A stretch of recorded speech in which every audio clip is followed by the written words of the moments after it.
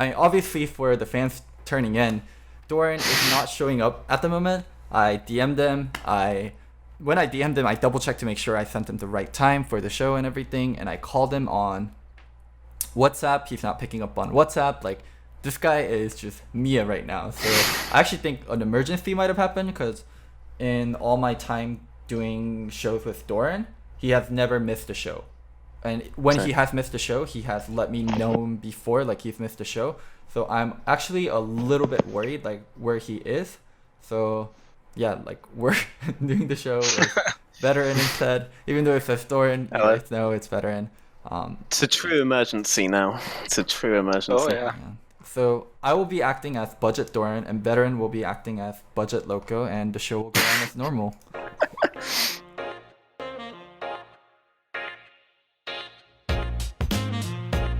Hey guys, welcome to Listen Loco episode 47. We're joined by G2 GrabbZ, the head coach of G2, and Budget Doran, Veteran.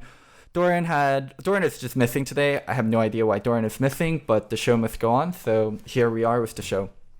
So let's start our show with LEC playoffs and Fnatic versus Origin. Veteran, walk me through a little bit of expectations for both teams, like going into Fnatic versus Origin, like as an analyst, because from the fan perspective, I thought Fnatic was so overrated. Like, when they showed the voting for it, Fnatic had like 70% of the fan votes on who would win the split when there were 4 teams left. So I thought that was crazy. Like, as an analyst, like, what was it like for you, like, watching Fnatic versus Origin, the kind of the pretense and the hype? Sure. So the big thing for Fnatic and the big question mark for them was about whether or not they would be able to fix their topside issues coming into the series, and clearly they weren't able to do any such thing. Origin, on the other hand, the issues that they had against G2 the first time that they played against them were actually kind of fairly simple to fix. Like, they had this strange propensity to go for every single Drake that they had that was on the map, even if it was a pointless one for them. And they gave up a lot of tempo in the first game where they were actually ahead of G2. The first series, well, actually, they were kind of ahead of you in the second series for a little bit as well, as briefly as you managed to make that. And they had gotten over that a bit, and they had started to sack top lane somewhat to compensate for it. So they ended up kind of matching Fnatic at their own game in a way. But Fnatic, on the other hand, didn't make any such adaptations to the way that they had been playing.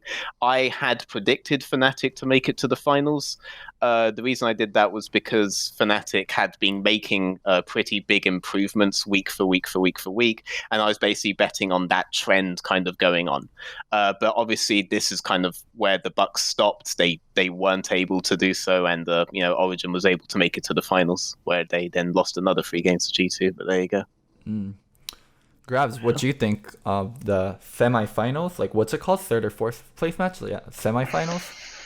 I think it honestly was over when Fnatic could not win with Solar and Tarek, and Origin did.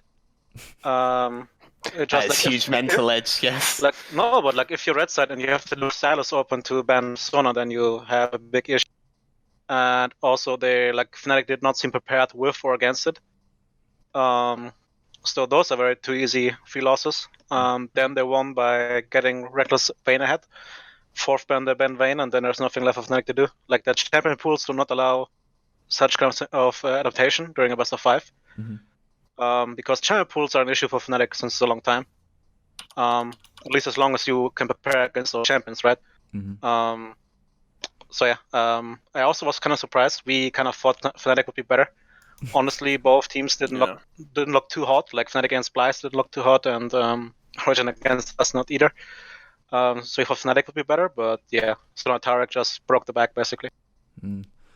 What do you think? So a little bit something that was weird for me is teams banning Sona instead of Tarek. So how an NA coach explained it to me is you always should ban Tarek instead of Sona, because there's a chance that people play Tarek Karma instead of Sona Tarek.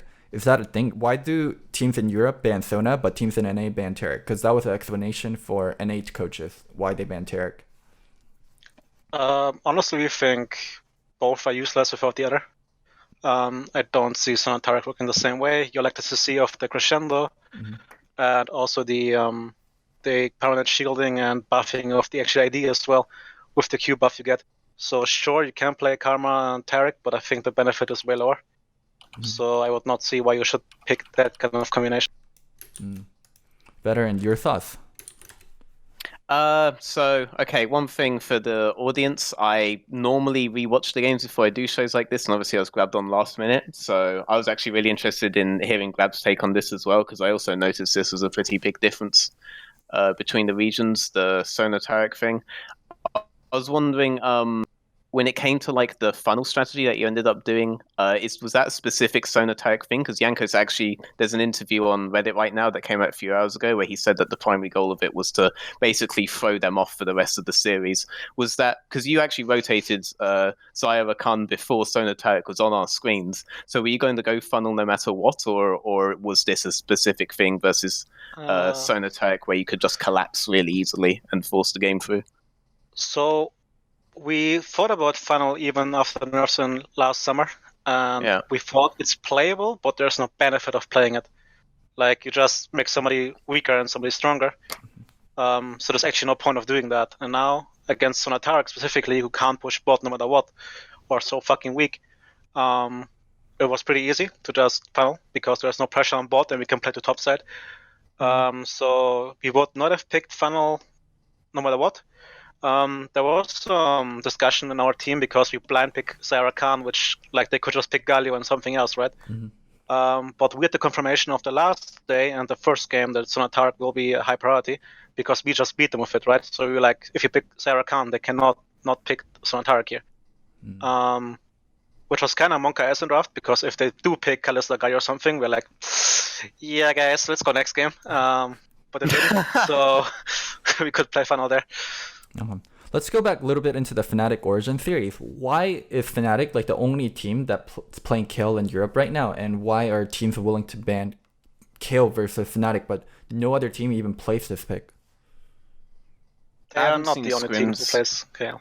Yeah, but they're the only team that's had Kayle banned against them, and they're the only team that brought it out in mid lane for that one game versus Vitality. And I don't think that the Kayle pick was the pick that won them the game. I think Vitality had a lot of other problems in that series. Also, one thing, Kayle pretty much has Kassadin 2.0. That sure, if you get to that stage of the game, you win. But I don't see why you should pick her on mid, because you basically play for the mid laner for the first 20 minutes. On top, you can kind of play around it and just have a losing top in early, right? But as mid, if the enemy team has hands, I think it's really hard to play the game.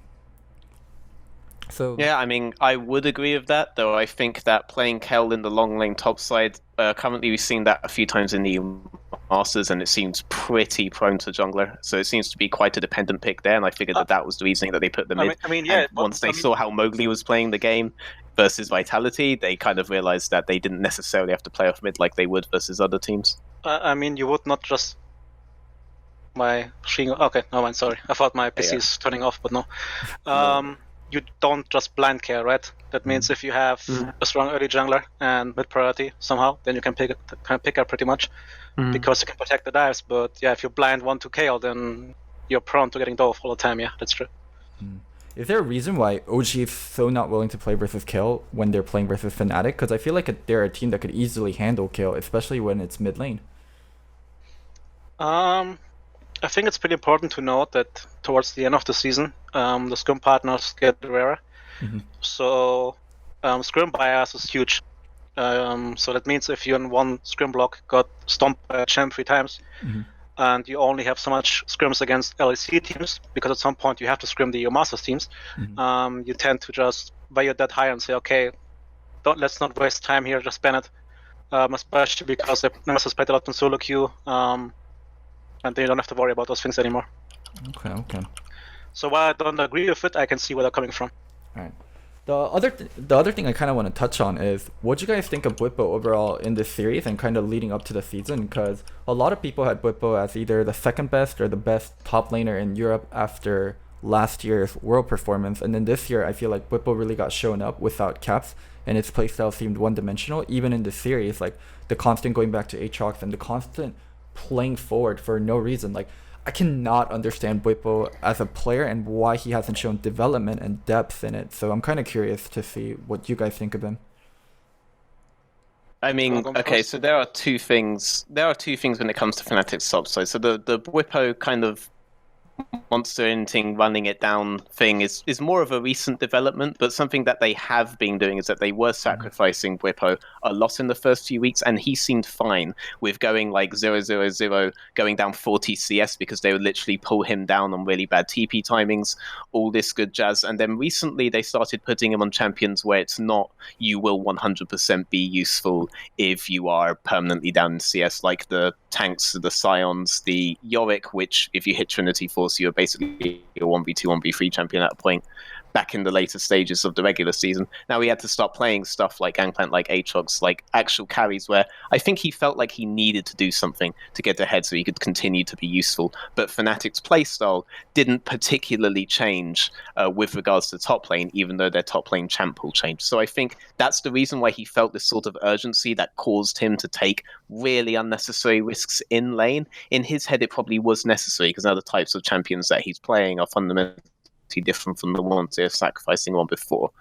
This isn't an excuse for Whippo by any means. His performance definitely went a bit downhill, but Fnatic never really addressed other topside issues, and if he was continuing to play these champions and not taking these risks, we probably still would have criticisms of Fnatic's topside right now. I think he would still be a dead weight at a point, and not entirely his fault if he wasn't like trying all these risks. GrabbZ, how'd you view him? I mean, I think it's just a 50-50 about, like Veteran said, him taking risk he should not. But also that it's very clear that Fnatic as a team agreed to play towards both sides no matter what. Yeah. Especially for Sandra. That means apparently they agreed to people, even if you have 3 waves on a tower, if we play bot and dive them, Reckless wins the game. And if that's something that the team agreed on, of course he looks bad. But apparently they had success with that in scrims, right? Else they wouldn't do it. So while I don't think Aatrox blind is that good right now, there's a lot you can play into that. I wanted to defend him here a bit, and yeah, he will look bad with the team decision they make. Yeah. So they could also easily just play with Lozano towards top lane, and then he looks better because suddenly he can dive them 3v1, and then when he gets ahead of Aatrox, he can dive them alone basically, but that doesn't happen in Fnatic.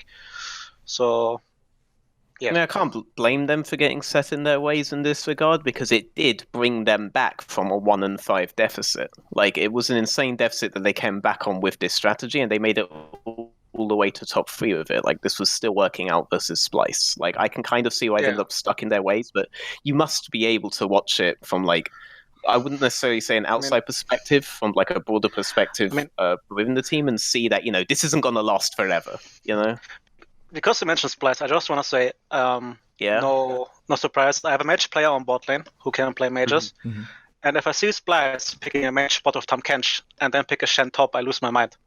That's not why you pick a mage bot, man. Like, you cannot pick you pick Shen. Like the Shen though from Visage Archie was legitimately all that was keeping them in some of the games though. Like he actually played really well. It's not a champion right now, but he really did play really fucking well.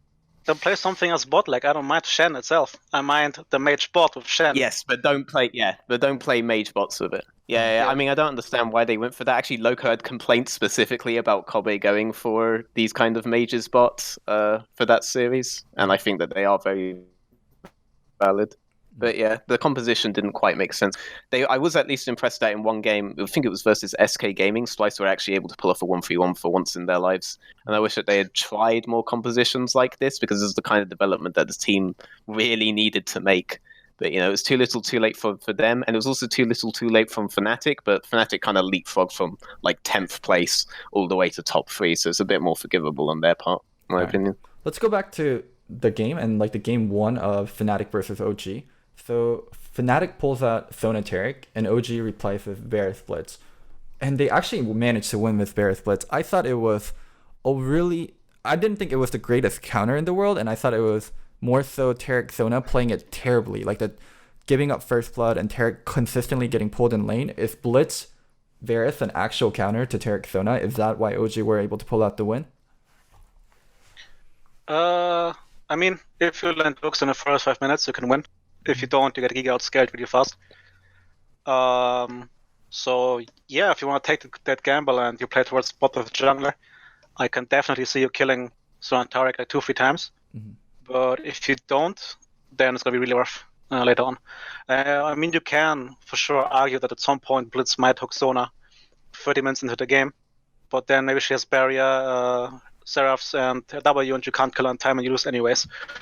So I can see why they're going for it, but I don't think it's the best answer to it. Without in EU Masters, in EU Masters and the ERL leagues, there's a team called Devils One that had actually beaten the Sona Taric lane. They were the only team in the world to actually beat the Sona Taric lane when they did, and they beat them twice. And they always had some form of displacement in their compositions for the Sona Taric, and I think this is what they were going for.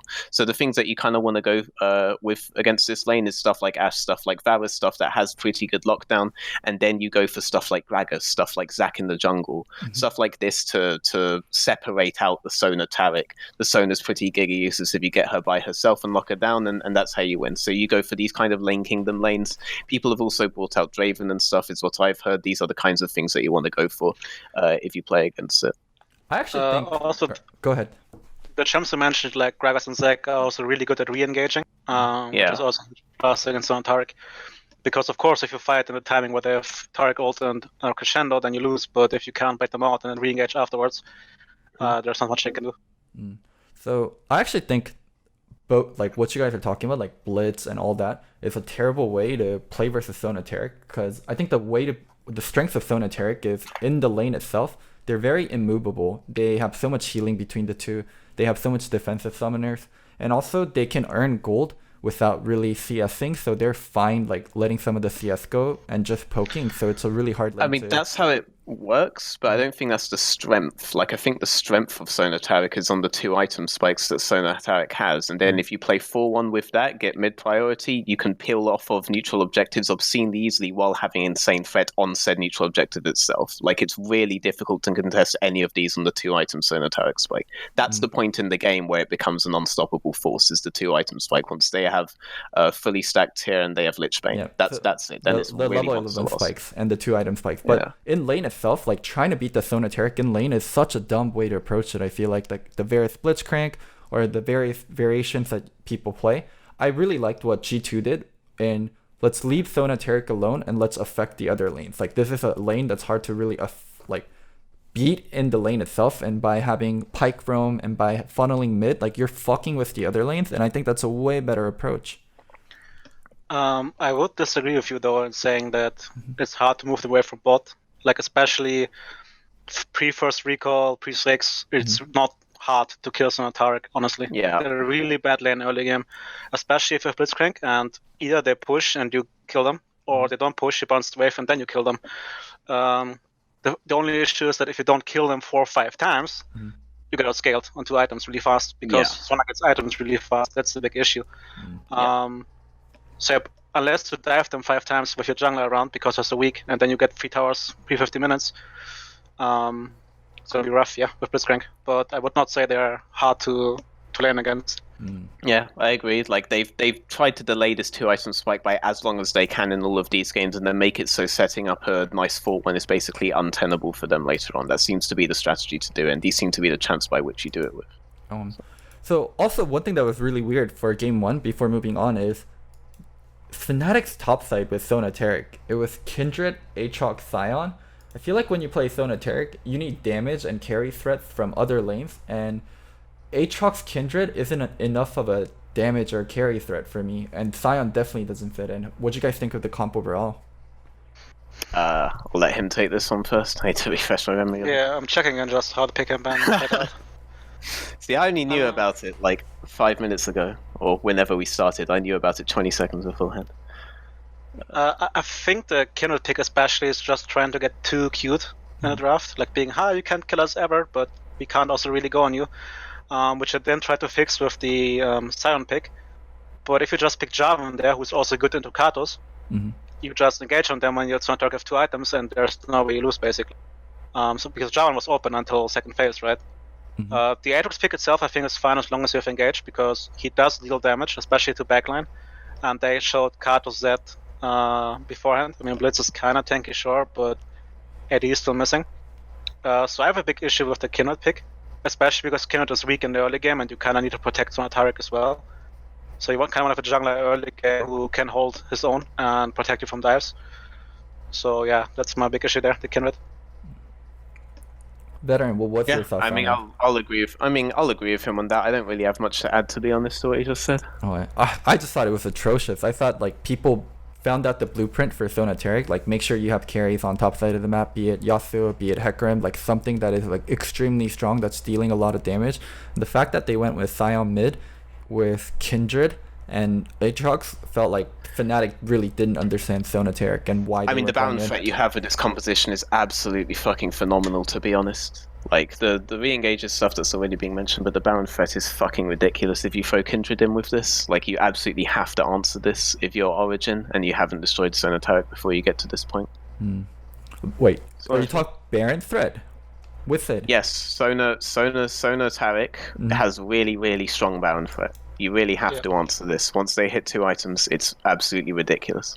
It deletes it. I understand the Baron threat part, but they actually don't have carry threats though. Like as a comp, does it really function when like your comp is Sonateric and Kindred's Aatrox Sion? Aren't you way too You're low saying damage? that they won't have enough damage because they definitely have the lockdown to get the Aatrox in, and then Kindred, I assume, is going to actually have something to do at this stage of the game. I assume they have a game plan for that, though. I don't think this is the best composition to pick a Kindred into if you actually want her to get ahead. Well, I if just she think does get ahead, then I don't think you lack for damage, given how much turn you have. I just think it's a lot of utility without a lot of carry threats. Like Sonateric brings utility from bot side, so you need to have more carry threats than normal from top side of the map, and they're missing a lot of it when they're running Sion and Aatrox as the solo lanes. One thing I want to mention here, because the Sion pick, before we flame it too much, I don't think there's anything else in a champion for mid that does not get popped by Zed Kados. I can speak from experience. Zed Kados together is not nice to play against. Yeah. So I can see why Nemesis says, okay, fuck that shit. I'm going to Sion. I'm not going to die level 6. I'm trying to. Which, and of course, as you mentioned, Loco, I agree with you that the actual damage threat and what can go in is not high enough. Also, Veteran, as you said, if Kindred gets ahead, but how is she going to get ahead with Sonateric? Yeah, like because that's not playing on both side. So like yeah, in I a think vacuum, it's not the worst thing in the world, but versus the composition there against it gets pretty bad. I just think they had too many ideas for one draft, basically, what they want to do. Yeah. And they ended up doing nothing at all. I don't see doing Kindred into Karthus almost ever working out. Like, you're never getting a mark, I think. Yeah. So He's too fast, for sure. now when we go to game 2, it's Origin running Taric Sona and Fnatic countering with Twitch Annie. How was this game for you guys? I thought Twitch Annie was a terrible way to play into Sonateric, and I really didn't understand it. Yeah, I mean, I've already said what I think you should pick bot lane for it, and I was very surprised when they rolled out the Twitch Annie, to be honest, especially the Annie pick. Like, this is all lockdown with no real displacement, so you're kind of missing the point of what you have to do into this lane. Yeah. I mean, same thing, like, sure, level 6, when Annie gets ult, they can kill Sona pretty easily, but when she hits 2 items in this barrier, there's no way you burst her down. Yeah. That means Taric ult pops off, and then you lack the back end damage. Sure, Twitch is a hyper carry, but he also has to play into Sona shields, W heal, and Taric shields and heal. So that DPS for sure is not enough. And sure, you can argue that for Rek'Sai Aatrox Sanda, which should be burst threat as well. But then you're arguing for like a perfect team fight where they get the perfect flank, and Origin has no hands to flash out to put wards down. So yeah, I think it's really hard for them to actually do anything against that comp. One thing that really stood out to me was when Reckless was playing Twitch, like towards the end of the game, he got caught out by the Skarner being sped up. He's just like farming mid lane for no reason. Like late game, he has 6 items. The only thing he needs is a QSS upgrade, and he's just farming mid lane as a Twitch and then getting pulled by the speed boosted Skarner that got Ryze ulted in. Like it took me back to Worlds, the Immortal Fnatic year. I think it was 2017 or 2016 where Reckless was getting caught out on Twitch again, like just farming mid. It's just a common problem that he has on Twitch, or a common problem when he's playing 80 carries without escape. It was just, you're such an experienced player, you're such a veteran, like why are you getting caught out in this fashion on a late game carry? I actually always used to call that pulling a Sven, because that was actually pretty characteristic of how Sven played on G2. and this isn't something that I've always associated with Reckless, to be honest. He has been out of position on the map, but not in particularly like a way in which he's just going to get caught. Like he's more or less being like away from neutral objectives and prioritizing other things sometimes. Like historically speaking, if he had an issue at those stages of the game, it would be that. So no, I wouldn't really put that as like a common Reckless trait. Mm-hmm. Agreed. I mean, it just mistakes happen, right? So I don't think it's something that he displays often. Of course, it costs the team a lot if your Twitch gets caught out. But also, to be honest, they have Sonar Speed with Righteous Glory, Skana, and Risehold. Basically, at some point, you're bound to get caught out, especially on a non-flash Twitch. Mm-hmm. So as long as Origin is looking for it, they will find the timing, because at some point, his team has to go on sides and catch. So either he hacks Nexus, and then Origin pushes in, gets wards, and does Nash, and then it's lost that way, or he tries to contest and see where they are. So I don't think it's that big of a deal. Mm-hmm. I just remember Sven cost me money this weekend. Okay, in the exact same way. Okay, yeah. All right. Let's move on from this topic, please. Let's go to Game 3. Game 3 is when Fnatic pulled out the Vayne and they were actually able to pick up the win. I actually thought OG's draft regarding this was so bad. Like, why in the hell are you picking Israel into Vayne? Like, from just one of you explain me to the draft, and one of you explain me why Patrick is fucking picking Ezreal into Vayne. I just, it's beyond me. People actually do pick Ezreal into Vayne, though. It's not so bad ever since the Ezreal rework. You can, because of the W change, you can actually. Okay, you have an opinion on this. I'm gonna let GrabbZ take this, and then I'll just. I think it's really good there because you have Rise into Lysandra, which is super free. You have Connor pick on red side for top lane. Mm-hmm. That means Ezreal is the best champion in that position to be in mid, clearing waves of Braum, while you 1v1. The issue there is that Nukeduck could not play sides on Rise for some fucking reason. Which also meant for us next day, actually, that we could say, okay, we can give him Rise. Caps wasn't worried. So if we have Rise there with on Caps or Wonder, with Ezreal mid, he will take over the game at some point. Because he should not get ganked like this on sidelines ever. I think he died 3 times in a row to like Vayne just throwing to him. And of course, I mean, Ezreal was 50 CS behind, so it's hard, right? But just drafting-wise, I can see why. Like, Ezreal is a good choice there if you want to play 1v1. I mean, they could have taken Varus on the 3. I know Fnatic ended up banning Varus and Hecarim later, so they couldn't take Varus on 4 and 5. But you want to take Varus instead of the Braum, because if you have Braum, you don't care about any of the AD bans. But if you have Varus, the support bans start really mattering. To be honest, like I think it's way better to take Braum. They ban Tom Fresh, and you have an issue bot lane. Yeah, you have a huge issue bot.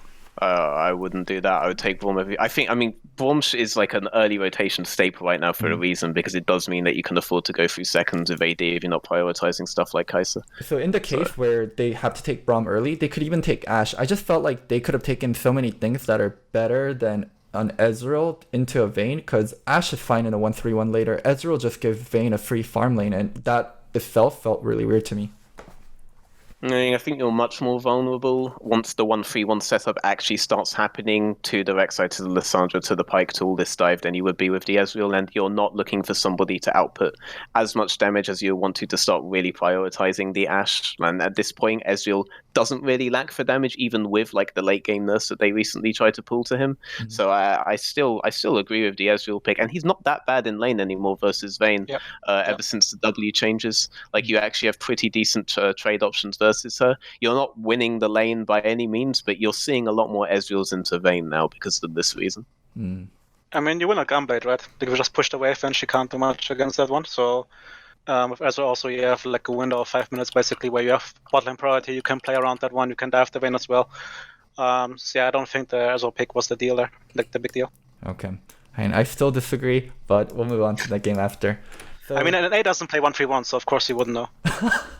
Okay, we've been actually better. We've been actually better about playing 1-3-1 and that's why in those finals, by the way. Not in the finals. Not in the finals. My God. But the C9TSM one, definitely in C9TSM series, we had a lot more side lane play. I will give you, in the finals, there was very little side lane play. And if anything, there was some side lane play from Broken Blade, but nearly none from TL. So going on to the final game, Fnatic ended up giving Sylas. Is it really that big of a deal to not give OG Draven, where you end up giving a team Sylas over the Draven? Like, explain that one to me. If I can go ahead. Yeah, you're drafting against them. Reckless has a really bad pool against Draven, so we come back to the champion pool issue. Reckless does not play Varus, for example. He does. I mean, he did play some Varus and Ashe in the past, right? But these are not picks he would go in a game 4 where he needs to win. For sure not. So Draven is a ban for Reckless, so he can't play as champions. But yeah, that's what I meant beforehand, right? They could not win with Stone Target, they could not win against. So what do you leave open? Did they ban actually? They banned Card was first. I mean, they play Cards a lot too, right? They think it's OP, so they ban it out. They have to ban the Sona now. And then to Reckless, to let them play the game, he needs to ban Draven. So suddenly starts to stop, and it's a pretty strong champion. So hard rough from there already. If you're Origin, are you thinking that if you first pick Rek'Sai, that Fnatic would go Sylas? I'm curious. Yeah. Everyone plays Yeah, Sylas better. Why the hell wouldn't you play Sylas? I think it's one of these champs that you have to pick it if it's up. Like, there's no way. Sure. Okay. You think there's a world where they don't pick Sylas? I don't think there's a world. I'm wondering about his priorities. Like, if I have him here, I'm gonna ask him if people are prioritizing Rek'Sai or Sylas by default right now. If this is a specific thing that they did to Fnatic, because I honestly don't know what the priorities at that level are right now. I somewhat agree with it, but if I see Karthus down right now, the way I'm thinking about things is that Karthus plus Rek'Sai are like the be-all end-all of jungle. You do have some options into the Rek'Sai. You're seeing Skarner coming out more and more, for example. Then you're seeing Zac coming out into that, and then you go through this a bit and you get to some really weird jungle picks. But I was wondering if you would risk going with the Rek'Sai first, giving over Sylas, and then potentially taking Sylas in a later rotation if you don't think Fnatic will do it. I know Nemesis has already played it, but they haven't played it for a while now, so I was wondering. The reason why we had such high priority on Rek'Sai was because we played Origin, and we thought if we banned Karthus and pick Rek'Sai, then Cold Champion Pool is not threatening anymore. Like, sure, you can play Jarvan into Rek'Sai, but he's way worse on the champ, given his form going into playoffs. But I would take Sylas over Rek'Sai any day of the week. Like, it's not comparable. Sure. Agreed. I think Sylas is actually the single most OP champion in the game. If I could start one draft with any champion, it would be Sylas over any other champion for me. Yeah. That's why it's banned on red side all the time. Yeah. It's a red side tax that you have to play before you even get to play the game. So for Game 4, Veteran, what do you think of the overall game? I think this was Fnatic kind of rolling over, and I think it just felt like Fnatic was done by the time this game even started for me. Yeah, I mean, if you look at Origin's draft, it looks like a red side draft. I'm not gonna lie, with the exception of the fact that they obviously somehow managed to get Sylas first pick, but they basically got really good responses to everything that Fnatic had. Like, I'd really love to be Origin every single time in this game. Once the Sona tag thing happened, I kind of agree with GrabbZ. It's a bit difficult to come back from stuff like that. But yeah. Yeah. So can you guys explain to me the relationship between Rek'Sai Skarner? Because it's a common counter pick we saw a lot in NA finals also. So from my point of view, Skarner can counter Rek'Sai. Even though Skarner can't be proactive, he can pretty much counter what Rek'Sai wants to do early game. And then after 6 and going into teamfight, Skarner is just such a better champion, and he can prevent Rek'Sai from ulting or getting onto backline as easily. Yeah, I mean, Skarner is a really good pick if you pick it into anything. You can't pick it blind though because Olaf is a champion, right? So not only into Rek'Sai, just that Skarner at 6 should win most 2v2s. That means by default you can play around top side, get vision there, transition your mid into bot and have a good time. Also the QSS tax the team has to pay to play the game is something that can't be underestimated. If somebody, like suddenly 3 people have to buy an item for 1.3k, that's 4k down the drain. So we like Skarner as well. It's just a strong champ if it's viable, which is now with the buffs and the new spires. And Rek'Sai is a small window basically where she can pressure. Also depends, like Rek'Sai on blue side also has a really good time ganking top lane. So she's an easier path there. Just depends how the early game goes, right? If Rek'Sai gets 2 kills, then of course she's gonna out-skirmish everything. But if the team plays back a bit and lets Skarner get Predator and then level 6, then they should have a winning matchup. Yeah. Well, I think there's a lot to be said as well about the fact that Rek'Sai isn't the strongest champion at level 2, and so Skarner can quite often just go for scuttles uncontested at that point in the game with his Spires. It's very difficult for Rek'Sai to do anything about it, so in your initial clears you can get significant advantages with Skarner, on top of the fact that it's one of the few champions that can compete with Rek'Sai on a tempo level early on.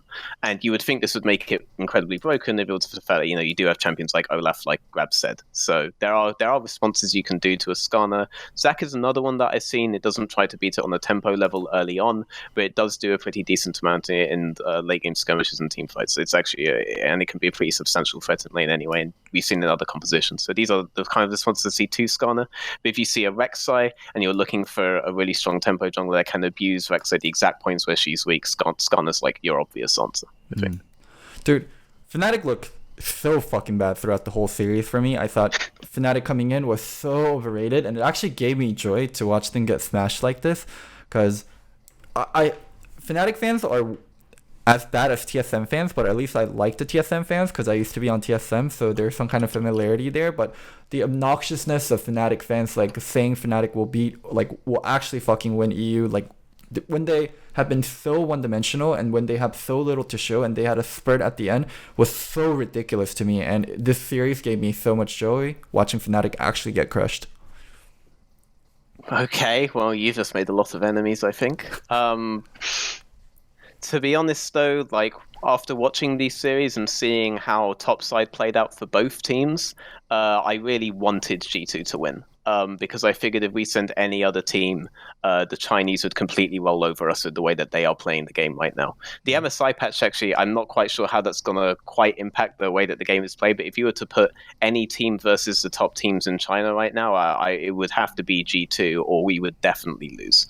Because I don't think you can play this playstyle against a region where all of their top teams, I saw this ridiculous stat recently, like of the top 4 teams, I think all of them had like the 10th or below, and in some cases like 14th, 16th place AD carry in terms of damage share. Like they are insanely topside heavy over there, and only G2 are playing with a consistency with their topside that you would have to do to match these teams. If you put Fnatic with the way that they are playing the game against any of these teams, the way that they were playing versus Origin, it's over. Origin's adaptation to get around their immediate issue that they had versus G2 made that part of their game very fucking vulnerable. They would be abused too. So after watching this series, like I wanted G2 to win. More than just, I mean, you guys were a pretty fair prediction after that series as well, but I actually wanted you guys to win as well, because I think that's just the strongest chance that we had of competing with the Asian teams. Oh, okay. We'll get to MSI in a little bit. Anything you want to say on the OG Fnatic series, GrabbZ, before we move on? I just think that series also showed Fnatic's biggest issue, even when they were winning games, is that they have 2 game plans. The first one, they're really good at having the first 50 minutes mapped out. And I think they're all very disciplined in playing it out. Like they have the clear idea how they want to play around, push out waves, stacking waves on bot lane, how Proxy will move on the map. So credit to them. But if that doesn't work for some reason, they all just look to the left and be like, Reckless, can you carry please? Get your items, and we hope that you can. I mean, even in the game against us where our bot side trolled early, where Promiscuous goes to ward and Luca has to burn flash against Rakan, pre-6. We get off then. When they noticed they could not just win the game by default by being ahead, they had no clear direction how to play it out. And I think they repeated later on as well. So, yeah, I'm worried for Fnatic always when their plan doesn't work. They look pretty good when the chess pieces fall correctly, but if they don't, then I think they're same as Origin, that they can't really wreck to earn certain plays. All right. So now we have G2 versus Origin, the ultimate final, things that everyone had been waiting for. Actually, like, for the hype behind the series, I thought this series was such a wash. Like, if anything, it showed me... I mean, it's not hard to think out. It's hard to think otherwise. I mean, it was pretty tricky. Yeah. All right. So, Veteran, so since you're the non-biased analyst here, did you think it would be this? Did you think it would be close, or did you think it'd be like this? Did you think it'd be easy 3-0, no chance? We're talking about 2 EU teams, so I think you can do non-biased without quotations. Even though I wanted G2 here, I did also want Origin to maybe pull out and show that they could be on the consistent level that they need to be internationally. But I thought that this series would be a lot closer than it was. But that topside issue that they ended up kind of opening up for themselves versus Fnatic got insanely abused versus G2, which kind of shows that if you'd put either of those two teams versus teams that are specifically focusing on that aspect, then it probably is completely over. Because even in the funnel game, as much as we're all going to talk about how Perks and Mickey X were in that series because they're doing something a bit innovative, it was still Wonder on the rise, where I think the majority of the power ended up going. You know, and that's being like a critical difference for them. And yeah, I thought it would be a lot closer. Like, I actually gave an interview that morning to a Canadian show where I said that... no, it was to a Greek show where I said that that this is going to be a much closer series than the first time around. Like, they were really close to getting them in the first game. There's just this one problem that they clearly have been thinking about. So, you know, and if they get in there now, we're looking at a close series. It's going to be a really good smash 3-0, 19-minute, 5-second win. Or whatever, man. Okay, whatever. GrabbZ, what were your thoughts on the series before going in? We had and still have a lot of respect for Origin. So we also thought that they will be much stronger. I think Jenko's already revealed, though, that we scrimmed them coming into the week. So we beat them 3-0 after the first game is close, and then they get kind of washed away. Mm-hmm. Then we scrim each other, and we go 14-1, I think, against them. Jesus. And the games were not particularly close. So I believe after the first game, where we played on Taric, they kind of lose hope. And then especially even if they have... No, but honestly, I can understand, because I think that's one of the biggest issues in the format, that if that happens, like, how do you picture yourself winning if this team you play against after one loss already is like 17-1 in the last 18 games you played? And then you hope, like, it's on target or something OP, and then those motherfuckers play funnel. You're like, okay, what do we do now? So, I mean, we've been there, right? We've been there against Fnatic last spring. And sure, I mean, nobody says it, but you can notice that in the players, like, if game 2 doesn't go too well in the early game, that communication dies down, or it's a bit more silent, they're like, shit, guys, there's no way. So I think if we have a fresh start, let's say semifinals didn't happen against them, and just Origin against G2, I think he would still win 3-1 probably, but the game should be closer for sure. I'd hope so, because they are... Like, if any team was going to fix... So say that G2 brought out Funnel, like, halfway through the split or something like that. I'd expect the first team that would take games off of them while they're playing Funnel would be OG. I would expect them to figure it out before any other team did. Such a phenomenally intelligent team. And over a series, you'd expect this to be the thing that, like, really shines through, this kind of adaptation. But the amount of curveballs that were thrown their way by G2 was pretty ridiculous, and... You do have to wonder if maybe the initial 3-0 kind of did something for them, but I think even if they had like bad scrim results or whatever, then they could still tell themselves that they were ahead in the first game, but they also were ahead in the first game this time around. So, yeah. All right. I still think that they are the team that would beat G2 unless Fnatic were able to beat. If Fnatic figured out how to beat Origin, then I think they figure out how to beat G2 as well. But like, if that doesn't happen, Origin are like the only threat to G2 in the region as it stands. So I think game 1 was kind of a wash. Like, they felt like they didn't know how to deal with Sonateric, where in their earlier games versus Fnatic, where they got Blitz Varus, they're like, okay, we kill it over and over again, and then it won't be relevant. But when it didn't happen, they looked so lost versus Sonateric, like so many teams do versus Sonateric. Do you think they had a chance at all with Galio Varus where they don't get the Blitz Crank? And also, why didn't they start with Sonateric if they're able to play it?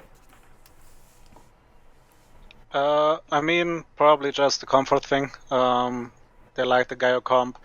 Probably the thought we're not big fans of it either, because we didn't ban it. Like, there are many things going into that, right? We will say, okay, if G2 doesn't seem like a team where Perks goes from Sonar, does nothing for 20 minutes and then wins the game. So, sure. We would have picked Funnel the first game as well, so we are ready for it. I mean, there's a reason we didn't ban Sonar, right? So it's pretty much for us in the head. It was locked in. The first time they pick Sonar target, go Funnel. The game itself, we gave them a chance by Caps inting at the first rig, I believe. Yeah, where the Lissandra one. First of all, we don't even have to contest that rig at all. Like, it does not matter if we lose the first rig. And second of all, we want to collapse. The team is coming, and Caps just goes 5 seconds too early. and gets one shot before we can actually be there, and we don't have Tarek for Lissandra. She dies, and I think it's 4-for-1 or something. So from there on, they could have played a bit faster, but that's what I mean. Like, I think New Duck is a really good player, but not on Ryze. I think Ryze got 3 kills very early in the game, and we were like, okay, this game is really hard now because Tarek is not that good against 1v1, and they had Nocturne. Mm-hmm. So we had like, okay, if Ryze goes side, there's no way we can match him ever, even not with Aurelia, because Nocturne is behind him. But he did not go side lane, or did not go side lane very decisively. So he pushes bot lane, he recalls, we can make the wave even and goes 5, which Tarek wants to do. And then the game is even. We get vision back, Patrick gets caught, we get Nash, the game is over. So I think there were, especially in game 1, a lot of avenues where they could have won. But yeah, it just shows again, and we knew it from the day before, that New Deck on Ryze will not be Capster Wonder on Ryze. So in game we kind of felt less stress as well. Because we knew, okay, he's not gonna like push our base in when we're going mid. Veteran thoughts on game 1? So again, I can't go into as specific as that because I haven't had the time to like rewatch the series yet. Mm-hmm. But what really struck out to me this series, the first game in particular, was that you go down the checklist of what I like listed out to what you need to do versus Tarek, and what they definitely did not have was displacement on their composition, except for with the Hecarim. What you ended up having was this insane overgrouping by Alfari that allowed Wonder to accumulate the lead that he got. Like you say, Nocturne didn't really try to match on sides versus the Irelia, and that's because they are so preoccupied with trying to build some sort of composition that could contest the midsection with Tarek at that stage of the game, because they didn't really have a good opportunity to do that in the early stage composition. And that to me really struck out as like the kind of game changer there, because Wonder ended up almost flame horizoning him in that game, didn't he? You want to? Yeah, I think you want to come in and say something there. Yeah, that I agree with you that they played the game out wrong with the comp they had, but displacement is one option, 1v1 is the other, because Tarek doesn't push mid too fast, even if they get priority because he's strong. They have Ryze, Nocturne, Galio. That means if Ryze is strong, which he was, that he goes on side, we can't contest. That means we need at least 2-3 people around him. They get mid push, get topside vision, do the same thing again, and at some point they should get enough leads on sides to win the game, which they didn't do. I think they went with Hecarim on bot against Aurelia twice with Knock Knock, while Nuke was pushing the wave top alone and not hitting for towers. So yeah, that way... I'm not disagreeing either. Like, I think they absolutely should have played this 1-3-1 with the Nocturne, but the way that they appeared to want to play it out was to drag the heck out there and play the displacement condition instead, and I think that fucked them over. I agree with you that if you go Nocturne and you go straight 1-3-1, then that should be the plan. But what they did instead was give Wonder such a significant lead that the game, that it didn't matter in the end of the day, and when they eventually did start trying to contest him, the game was already over. Alright, guys, let's put a pause to the show. So Doran finally woke up and he messaged me.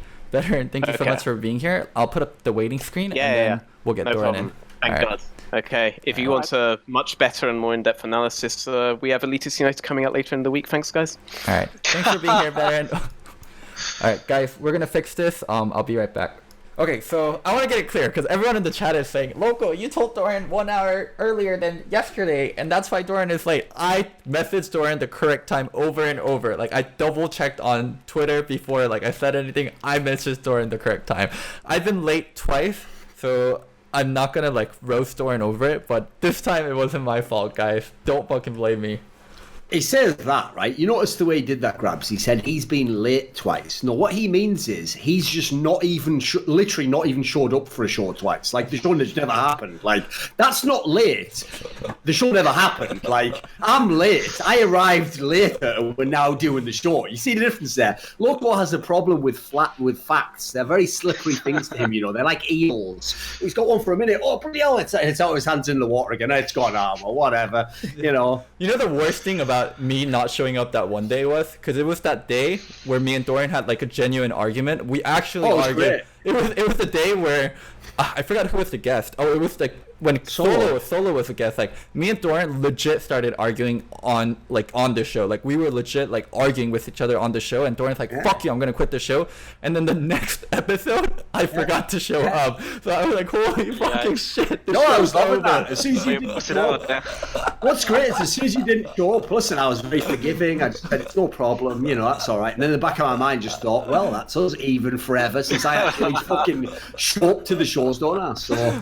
Are we ready to start? Yeah, dude, I tried hosting. I'll give you credit. Hosting is hard. Like, luckily, Veteran and GrabbZ made it easy for me, but I tried being a host, and it was fucking hard. So did you already just do an hour of the show? No, yeah, we covered Fnatic Origin. Like, we can touch on it briefly again if you want. Sure. But we were just starting G2 versus OG for the finals. Did you actually get any explanation as to why GrabbZ is appearing as a Force Ghost or something? I would have thought maybe like an Origin member would be like that, like maybe like Gyoto would be, I told you from the past how to win this game, Afari, what are you doing? It's like fucking, coaching the split and all that. Yeah. Apparently that went away in the final. The best award ever. Yeah, that went away in the final, didn't it? So okay, give me a quick summary then. What did you guys say about the Origin Fnatic one? Because sadly, I actually am mildly sad I missed that section, because if you saw what I did, the fucking masterwork I did with the TSM versus TL final, giving those TSM fans what they desperately needed, the father figure to fucking give them some discipline they really needed. I was going to do the same for Fnatic, obviously. All those young Fnatic fans out there, but we were winning every game, and then we were going to win the fucking... But I thought you said we were going to win the... Yeah, I did tell you that wasn't going to happen. I told you it wasn't on the cards for you. I told you making the final wasn't on the cards for you. I told you your problem is you picked the wrong team, didn't you? If G2 had lost, maybe you could have won one game. Maybe. And that's a maybe, by the way. There was no universe Fnatic was ever beating Origin in. Like, GrabbZ, come on, what did you say? Give me a quick summary. Wait, they could have beaten Origin. I believe that they would beat Origin. The issue, though, is that they couldn't play against Zonataric for shit. So if you have to ban Zonataric on both sides, and then you have to leave Salas open, drafting is really hard.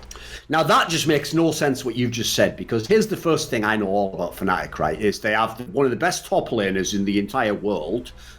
I haven't seen him this year. I'm waiting for them to introduce him. I've just seen some bonehead who just gets fucking reamed out like a shit version of Marin from Season 5 SK Telecom with no Bengi. I've seen that guy. I've seen a guy where it's like if we were playing Victor and no one else knew how to play Victor, he'd probably be pretty good. I just see a guy who's like an above average top laner. I was wrong though. Remember, that Soaz guy, just dispense him into the toilet. We don't need him anymore. What did he ever do anyway, right? He was only, what was that? He's good at, macro. That wouldn't be any. Get that out the window. So the other question I have is this: you say that like that's obvious. Well, they were just playing stuff that Fnatic couldn't play, like Zonataric. Now everyone knows Fnatic has the best AD carry. Everyone knows that, mate. So how's that possible? And he has, remember, God forbid you ever say Reckless has any champion pool problems. What are you fucking Too late. kidding me? I already did. Exactly. How can he have champion pool problems? He's got all those champions, all those rings. Almost ring. You know what I love about rings, right? Is jewelry. One of the effects that jewelry can have is if you give someone a piece of jewelry for an anniversary, it reminds them of a special relationship, right? That's what Reckless does with all his rings. He goes, there's Expeke and Soaz and Yellow Star, and there's Young Caps, and then I go, but Reckless, what about all the ones from when you were winning MVPs, minus season 8, which was totally fraudulent?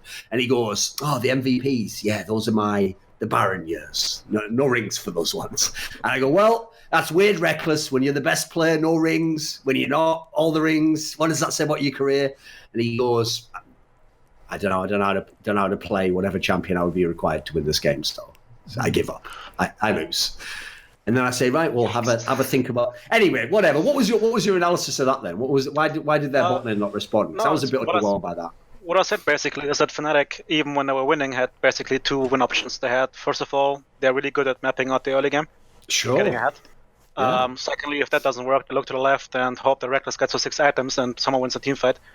So that was going to happen in this match. So with Zonataric, they couldn't dive bot lane. Bot doesn't get ahead, even though it's Zonataric, they couldn't play it out. Against Zonataric, they could even maybe dive it, but it's Zonataric, they're outscaled. So they ban both. The Vayne game, they do dive bot. Reckless gets ahead, they win the game. Game 4, draft happened. and champion pool issues where Reckless has to pick Kai'Sa and Ashe. They don't get bot ahead that much, and then, yeah, it's not that easy to play the game then. Especially if you have to blind pick Aatrox for the 4th time in a row, you have to pick Lysandra for the 4th time in a row, and you give Sylas away. So a couple of, I always said, like, Fnatic, even though people said they improved, even when they played us, like, they had their good early game, but as soon as they noticed we don't roll over and die, they had huge issues playing out the game. No, this is what I even said, continue. GrabbZ. This is what killed me. This was the reason I didn't think Fnatic was going to beat Origin. I definitely thought they had no chance to actually beat G2, is because I agree with you. Even though they obviously had that insane win streak where they did win a fucking billion games in a row, mate, as soon as they hit the playoffs, you saw all of their flaws exposed. Like, that Splice series just did it for me, mate. I was out on Fnatic 100% after that one, because that was an example of a series where people were saying as though they looked good in that series. I was like, this is fucking terrible. You've bought, like, Splice looked okay because Splice almost beat Fnatic, but Fnatic looked terrible. Fnatic looked like they had no clue what they were doing after like 20 minutes in all those games. They got drawn into fucking Splice World where no one can end any game whatsoever. It's like, man alive. Oh. Yeah, I agree. Again, like, I would actually do some sort of straight fire reference there. Like, actually, Splice World, if it did exist, it sounds like Spice World, doesn't it? It would actually be like Spice World, because if you want to beat Splice, then you've got to get with my friends and have a 5v5 fucking team fight, because no one can ever end a game before then, can they? Like, just thought, that's not bad, that. If anyone knows the reference, it was literally a 20-year-old reference at this point in time, but whatever. Anyway, come on. Yeah, I mean, when you watched Fnatic against Splice, we were like, yeah, we will face Origin in the final. And then we played Origin in the final. We're like, yep, we're facing Fnatic in the final. Yeah. You were like, we will win the championship in the final. Okay, that sounds very cocky. And I can acknowledge when we played bad, for example, the first game against Origin, we played really bad. And we should have lost that game, right? But this is in the upper bracket final he's on about, yeah. Yeah, but like Fnatic, again, didn't show much productivity, which is like good for us as a team. Same for Origin. So I just believe that with the map that early games, Fnatic could get an early lead. And Origin is too slow to answer that. So I believe like a 3-1 could actually happen just because Fnatic wins the early game, and then from there they actually can snowball the game, because Origin will not punch back. Origin will like concede, will sit on the towers and be like, okay, how do we lose slowly? That was my vision of the game. But then in that week, Sonatarek appeared, and it's pretty strong. So if you can't play with or against it, draft is already a big issue, and Fnatic already lost 2 games. I would just say this, like, just like I told the TSM fans, except the difference is the TSM fans went the extra series further than they were supposed to. If you're a Fnatic fan, don't start flaming the fucking team for this. Like, this team actually performed above expectations by the end. They literally lost the best player in the entire West and didn't in any way replace him with someone as good. So logically, they should be worse. And then what we saw during the split was that guy was even more impactful than any of us even knew. We already called him the best player in the fucking West. So it's not really a surprise that the team wasn't as good and couldn't win the championship. They actually did a pretty good job to even reach this stage of the tournament when you consider the shithole they were in. Remember, they were like 3-7 down in the league. People might, like, I've noticed, Loco, this is one of the only times plebs have ever been reasonable. No one ever actually brings up that I did say on all episodes of my shows at 3-7, I'm just calling it Fnatic's done for this season. They're not going to make the playoffs. And the reason why is because that is the most unreasonable scoreline. When you're at that score, the reason you're not going to make the playoffs is you basically have to do what Fnatic did, win like every game. Because if you lose even 1 or 2 games, like if you just even lose to the best team, you're out already. And so the odds that they were going to do that run was impossible. So I actually personally look at this split completely differently to Fnatic fans. I look at a team that just got a rookie mid laner, had to totally relearn the game around a bunch of their players. I think actually, but this is why I think Youngbok was the coach of the split. Look at what you've had to fucking work with. And he had to literally come from the absolute bottom and figure everything out to make his team competent. And by the end, they were like the 3rd best team. That's pretty fucking impressive, actually. I think that's legit as fuck. I mean, they had so much band-aid solution to all their problems, like Reckless's champion pool, like one-dimensional play style, Bwipo inting. Like, they found a way that it works, but like it was a house of cards. Like, a strong gust of wind was going to blow them away. And the problem is, at the end, the main leading actor of the House of Cards, he wasn't there anymore, was he? Like, Caps wasn't there. Fucking Kevin Spacey's out of the show now. It's like, Unsurprisingly, also for similar reasons, just inappropriately wrecking kids. Leave that one in. That was pretty good. I also think it had to show like how one-dimensional Splice and Vitality were. Also, like Fnatic was one-dimensional, but Splice and Vitality, they were also only good at one thing, and they had very little adaptability beyond that. And Fnatic was had a little bit more layer and a little bit more depth than them, and they were able to smash them. And when they go against real teams like Origin, they got shown up so much. Like, here's the real problem, and this can be the last note on the whole fucking Fnatic series. The real problem is this. Like you said, the next best teams, so the best teams in the league clearly was G2 and Origin, and that was like after about like half the split, you could see that. Then you go after them. It should have been Misfits right next, right? All those great players. At one point in time, you thought maybe Schalke could be there. All these teams just fell off completely. So actually, at the end, it makes Fnatic's run a little bit less impressive because, like, it's not like they had monster teams to get past. But whatever, they still did. They still came third. That's still pretty good. I don't personally think they can make that much of a jump in the summer split, but whatever, third's good. Let's move on to the final then. And obviously spend more time on the final than the actual fucking final took to be played. That's how ridiculous this shit's going to be. So, okay, Yeah. you know what? I did tell every motherfucker on every show I do, stop saying that this final is going to be close. Because as soon as I saw the upper final, like it's called the Juggernaut match, I've noticed they've called it in LCS because technically they don't want to say it's a double limb break, even though it kind of is. Right? As soon as that match was played out, obviously, like GrabbZ alluded to earlier, game one, Origin, if you want to use the terminology, like they probably should have won this game. Like, they were in great position to. They fucked it up. If every game at the final was like that, be an amazing final, be one of the best we'd ever seen. The problem is, it was way more like game 2 and game 3 of that series than it was game 1. So that as soon as I saw that final, like, I still gave Origin an outside chance because they're a team that can adapt. But like, I just saw there that the sheer power of having better players in certain roles, it's fucking hard to overcome Loco. Like, people put way too much on coaches in that sense. Like, a coach can't make a player just be like 20% better in the match. Like, all he can do is play. So I don't really know how anyone thought Origin was going to win this final. Like, what was your expectation coming into the final, GrabbZ? I can tell you how. Like, Origin is a slow but smart team. Sure. And we are fast but sometimes extremely stupid team. So even the first game, we completely run it down, like early game. Again, we have Stun Attack, we're scaling, we go for a fight at Drake, which we lost hard, which we should have also lost hard, because Caps goes in too early. And that's a 4-kill mistake on a 3-0 rise. And that could be game over, Stun Attack, because you can't enter sideline.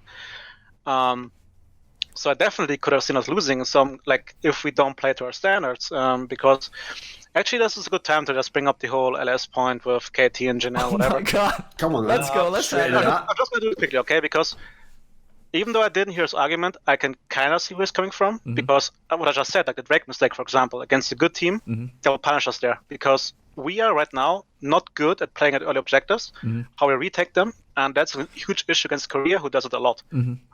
So even it might be true. I'm not sure, right? We didn't play them, but it might be true that Jin and KT have a better Drake setup than we have right now. But that's also why we're good at trading Drake for something else on the top side. That's what we do, right? Because we know this is kind of our weakness right now. We hope to fix it for MSI. And also, he probably sees the stupid shit we do sometimes, that we go for a way if we shouldn't, but our players are so good that they can. Like, this is an argument I often have with my players, like, okay, one day you should die here. And he's like, no, I have ult. They can't kill me. I just ult away, and then he tells me how he's going to outplay the situation. And I'm like, yeah, it's actually reasonable. Like, it does make sense if you're that good. Which then, like, that's how basically all the guys say, like, G2 plays only mechanics, which I disagree with. It's just that my players are good at playing to the champ's maximum strength, which might look reckless at some times, but my players know they are safe. That's also why Rise is so fucking good for us, because at all times Wonder and Caps know the limits. But I definitely can see why somebody like Les would say, okay, they're playing so recklessly, they will lose in the early game because of that mistake, and then a Korean team might snowball. They're going back to the point. That's also reasons why I thought a team like Origin could be threatening. They looked like the right team to have a chance to do that. Whoa, we can't just go back to the Origin point. We have to go back to the G2 Jin Air point, and then you have to elaborate I'm not on saying they would beat us. I can just see where he's coming from. Okay, I disagree. You with realize, the point that they Loco, would, but they're like, I can't just say because we won you EU LEC that I can just say now we're better. There's no way what you're talking about. Like I Thank think about you. this point of view. There is some merit to it. You could argue that way. I still disagree with the outcome, but it's not as unreasonable as people make it out to be. Exactly. Like, he has an opinion. He has thoughts The about problem it. with that, mate, is this: people heard what he said, and they did this classic move that people love to do, which is they make assumptions themselves about what he said and then argue with the assumptions. But what's bizarre is LS never said if you put Jinair into LEC, they would win LEC. He never said that. He also never said KT is technically a better team than G2. Like, what he said was if they played G2, as in a direct match, they would win. Now, I don't know if anyone's aware of this, but if you go back in history, you know one of the teams, Loco, that has one of the best matchup records ever against SK Telecom. Do you know who it is? The fucking Flash Wolves from the LMS, who've never won fucking jack shit internationally, have beaten like SK Telecom themselves single-handedly way more than like Western teams have combined. Now, that doesn't mean that Flash Wolves was better than all those Western teams. It just means in that matchup, Flash Wolves could win. Okay. Like, something about their playing style, something about their strengths could win the game. Yeah. So, well, G2's Dragon setup is their weakness and their lowest low. And then KT's Dragon setup and KT's macro is their highest high. But there's other things to compare. I think it is fucking ridiculous to say that G2 would lose to KT. And LS said that if G2 played in Korea, that G2 would get relegated. I disagree on that completely. I'm on the same point with GrabbZ. KT and Jinair have cleaner looking macro because they play in a region where it is a little bit slower and it is more about macro. And okay, go ahead. You're dying. Go this ahead. is something that pisses me off for years. The buzzword macro. Macro is a lot of things. Macro is not only Drake. Macro is not only Baron. Macro is how do you use pressure on a map. Yeah. That means pushing sideways is also macro. How you move after pushing sideways is macro. You're saying NA has no macro. You can't be. I know that's not what I'm saying, but you can't be. That's a joke. Keep going. This team has good vision around Drake. Therefore, their macro is good. That's Like, one even part of someone- the macro. That's only a small part of macro. There's so but many that's other what I mean. things. Like, Yeah. even in the early season when we played, because we chose to play only champion style, where we said, okay, this is OP pick, we play towards the OP pick. It is still macro, because we use the pressure of the champion to get something on the map. Macro is not having vision on a Drake and be like, oh, they can't contest, we have vision. Like, SKT Griffin, there's a Cloud Drake at 30 minutes which get contested, and suddenly SKT gets 4 kills. And everybody's like, oh, SKT macro, oh, SKT is so fucking good. No, like, Griffin is fucking inting. Like, either you're first at the Drake, you can contest it, or you don't. So, I don't know, it's this whole buzzword macro is so annoying for me because it just deletes the whole discussion around the point you want to talk about. Because it's good macro or bad macro, and you don't examine what that macro point actually is. The whole game is macro. Sure. By the way, sorry, as an aside, that point GrabbZ was making about his players there, where one of the difficulties in corralling these guys and setting them on the straight and narrow is the idea that, first of all, they can explain themselves very well. It's not like they're like, yeah, you're right, coach, I was just fucking around there. Like, I had no clue what I was... They can explain, no, I would have like done this, so it would have worked. And if they explain it and it sounds plausible, it's what you've seen, part of you has to have faith in the player and just be like, okay, I get it. Maybe you would do that. Okay, we'll keep that in mind. Right? That might sound ridiculous to a fan, but I'll just tell people right now a great example, because currently the best CSGO player, Simple from Ukraine, is someone where his career actually was like a very steep but continuous like progression. Every year he got better and better and better. He's still a very young guy. I think he's maybe 21 now, maybe 20. So he's still quite young. And basically every year he just got like, say, 10% better. And he already started incredibly good as a rookie. So what happened was, even literally, I'm not exaggerating, even like 4 or 5 months before 2018, which is the year in which, by the way, everyone acknowledges he went to like the highest level like you've ever seen in CSGO and was literally like the best player we've ever seen for that year at least, right? Even a few months before that, loads of analysts, experts, teammates of his actually had the opinion that he played the game inefficiently. And they were like, oh, he's too aggressive, like if you're so good, why don't you just like get a kill and then play like passive afterwards and give you the team the man advantage? And they had all these like lines of reasoning, which are correct, by the way, if you're teaching general players. Like if you just have a random set of players, of course that's how you play Counter. Like, oh, if you get like a kill advantage, just transfer it to the team, like pull back, we'll play numbers advantage, or if you get a kill here, we'll rotate someone else into your spots.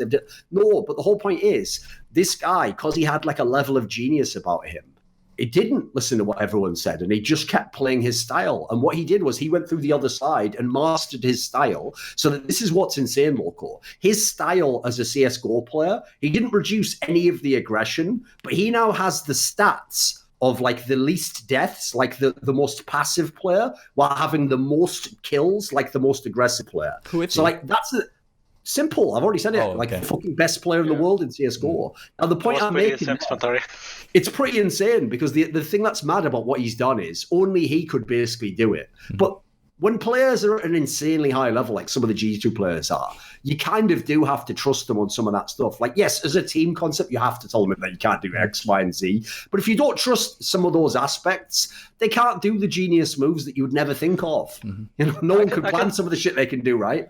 I can give you a story about just how scrims go. That there's a play, and I tell the team, okay, guys, do we agree we should play it this way? Normally, yeah. And then they argue about, but we have this matchup in this champion and this special situation. I can go this path because I know against these two I'm safe. If I don't do this, then I waste 5 seconds, and that's how they discuss. That's something like I had to learn, especially working with Perks, which is a huge deal. Like Perks hates overall points, which I in the beginning thought like Korean style, you know, like the game is just a chess game and everything has to be mapped out.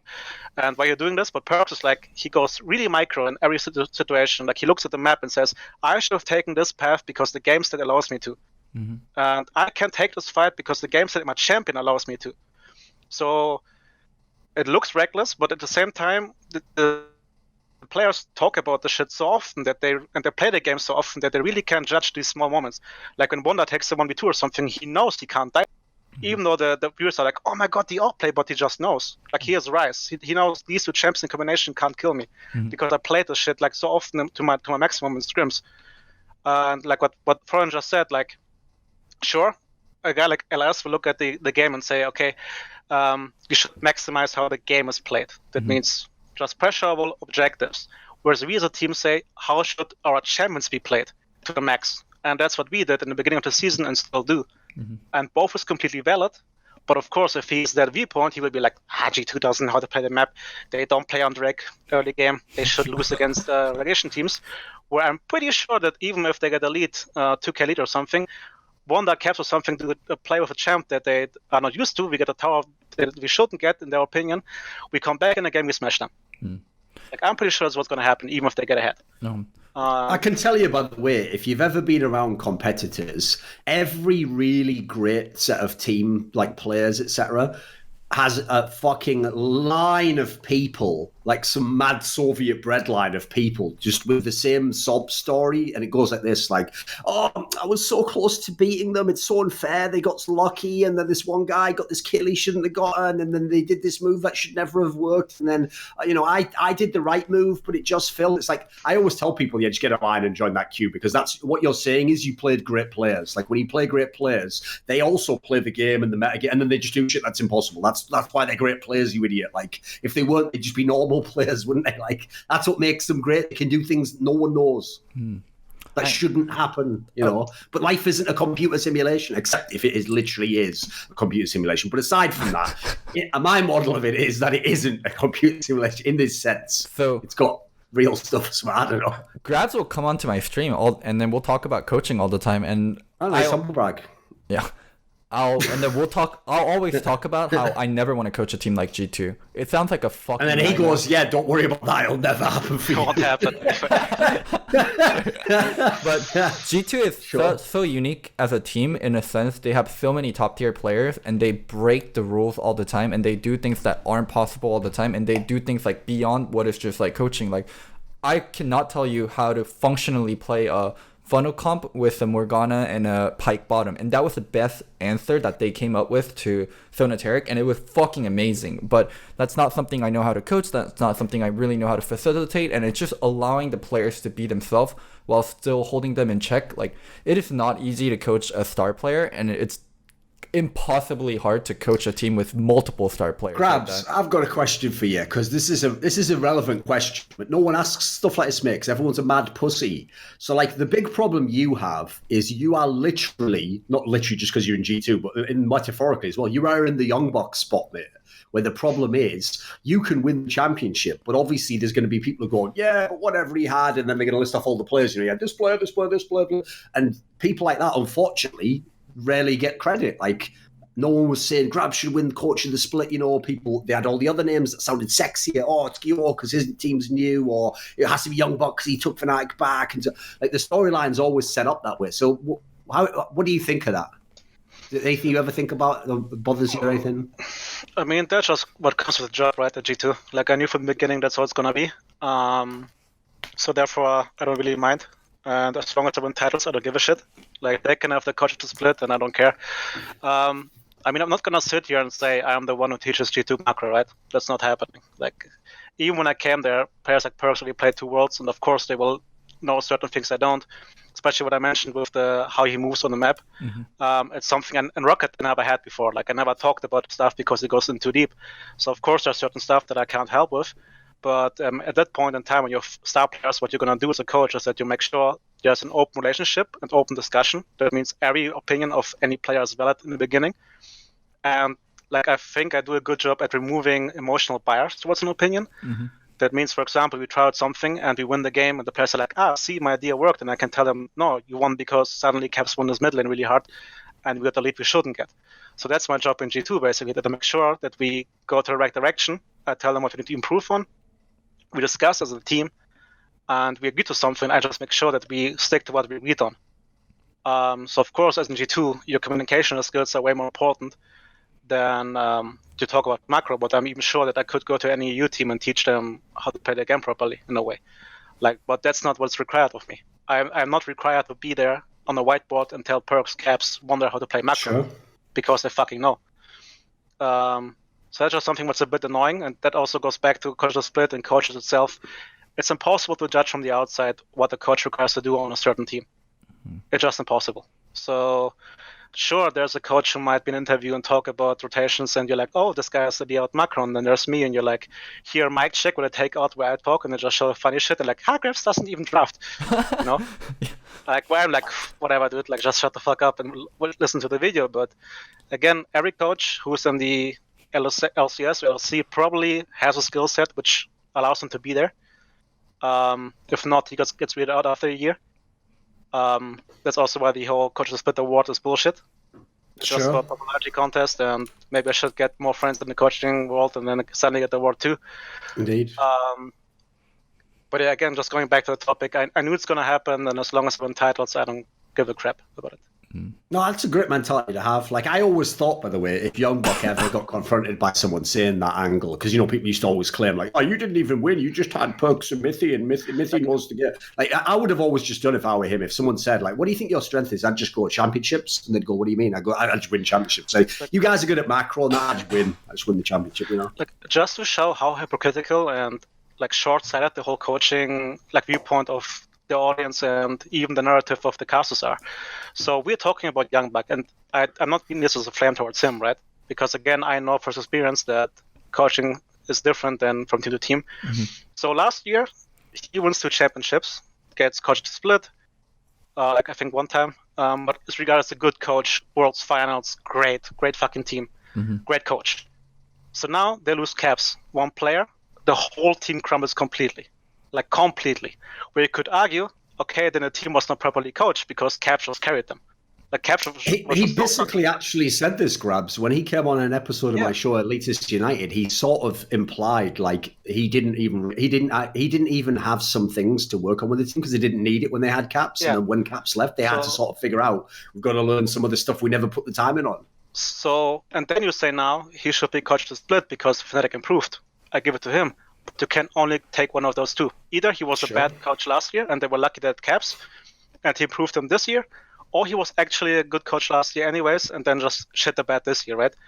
But the narrative is with him, and that in both years he was good, but it doesn't add up. Like at some point he did a mistake, but that gets swept in the rug because people like him, and that's just how many other coaches get treated as well. Some other coaches are not liked, and they get shit on way harder than they should. So yeah, I mean, the coaches have a weird position in League because it's also so hard to judge what a coach does, especially between patches, because the game changes all the time. So something you trained for and you did, like you perfected that style, and suddenly Riot patches out 1v1, you're like, well, shit, guys, we're gonna lose next week. So yeah, and again, this was not framed towards Youngbuck. It's just about to show how we look at coaches and how easy it is to fit a certain narrative if you believe in it. If I believe Youngbuck is a good coach, I will say on both years he was awesome. If for some reason I don't like him, I will say he was shit in both years. So it's just that simple. It's like Loco. People don't realise Loco won 2 championships with Wild Turtle. No one else ever done that. The most championships anyone else ever won Wild Turtle, 1 each. There was 2 people won 1 technically. So like Reggie win 1, and then fucking whoever would Path I think would have been. Yeah. But then again, Path won 0 because I'm sorry, Path. If your excuse is I'm not even supposed to be the coach, well then you're not the coach. Shut the fuck up. You're the drafters. You won none. So actually, it's my bad. Bjergsen won 1 with Wild Turtle. There we go. As a coach, Price is extremely humble. Even when he deserves the credit, he'll slide it off. Yeah, right. That is Parth. Parth is super humble.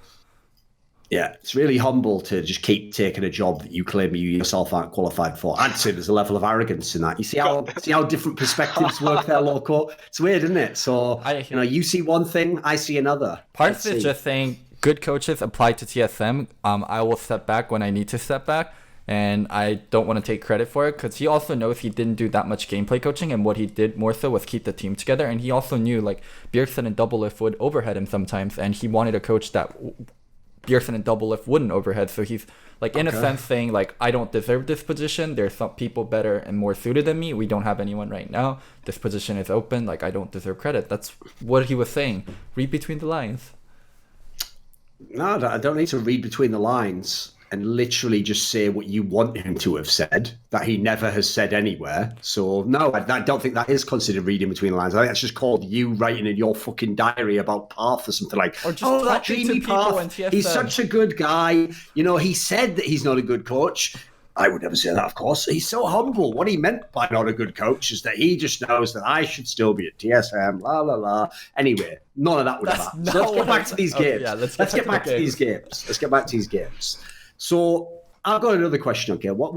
Tell us about the story about why this comp existed, where you did the funnel and he swapped all the lanes around, and as a result, like this is one of the games where I can't really blame Origin at all, because like if you've never played against this, and also based on the draft, you can't really have any idea what's going to happen until maybe the end of the draft, and even then, some people will probably confuse until they saw Ocelot's tweet that was like, Pyke isn't going mid or whatever. Like, how did this come about? Because this seems like put it this way: if you'd lost this game, everyone would call you guys idiots. So where does this comp idea come from?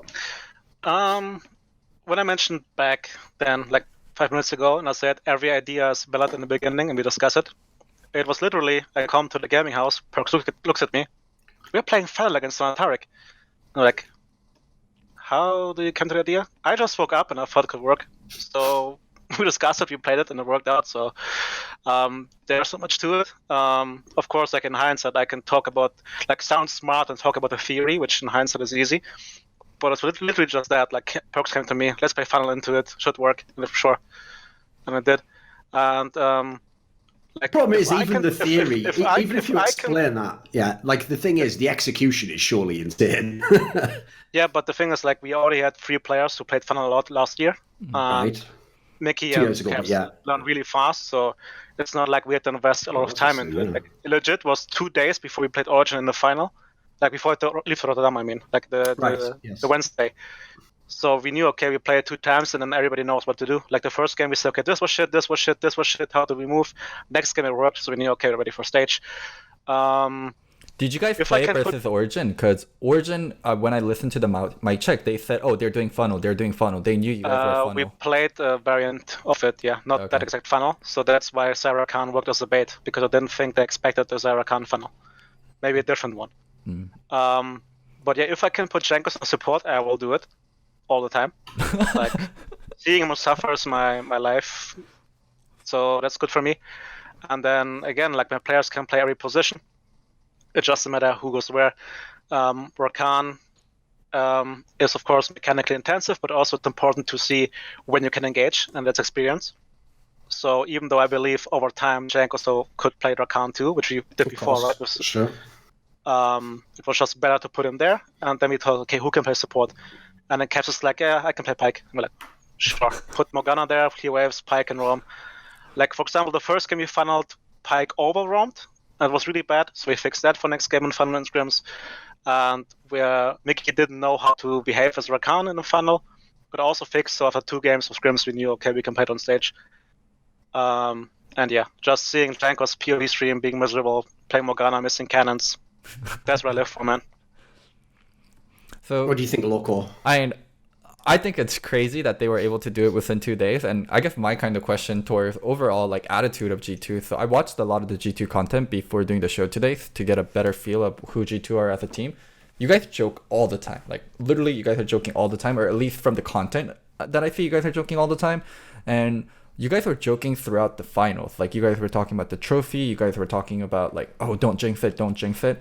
So I've been in 2 finals as a player and 3 finals as a coach, and every single finals. Odd flex, but not okay. Every single final, I was super tense, and like everyone around me was like really tense, and we were really focused.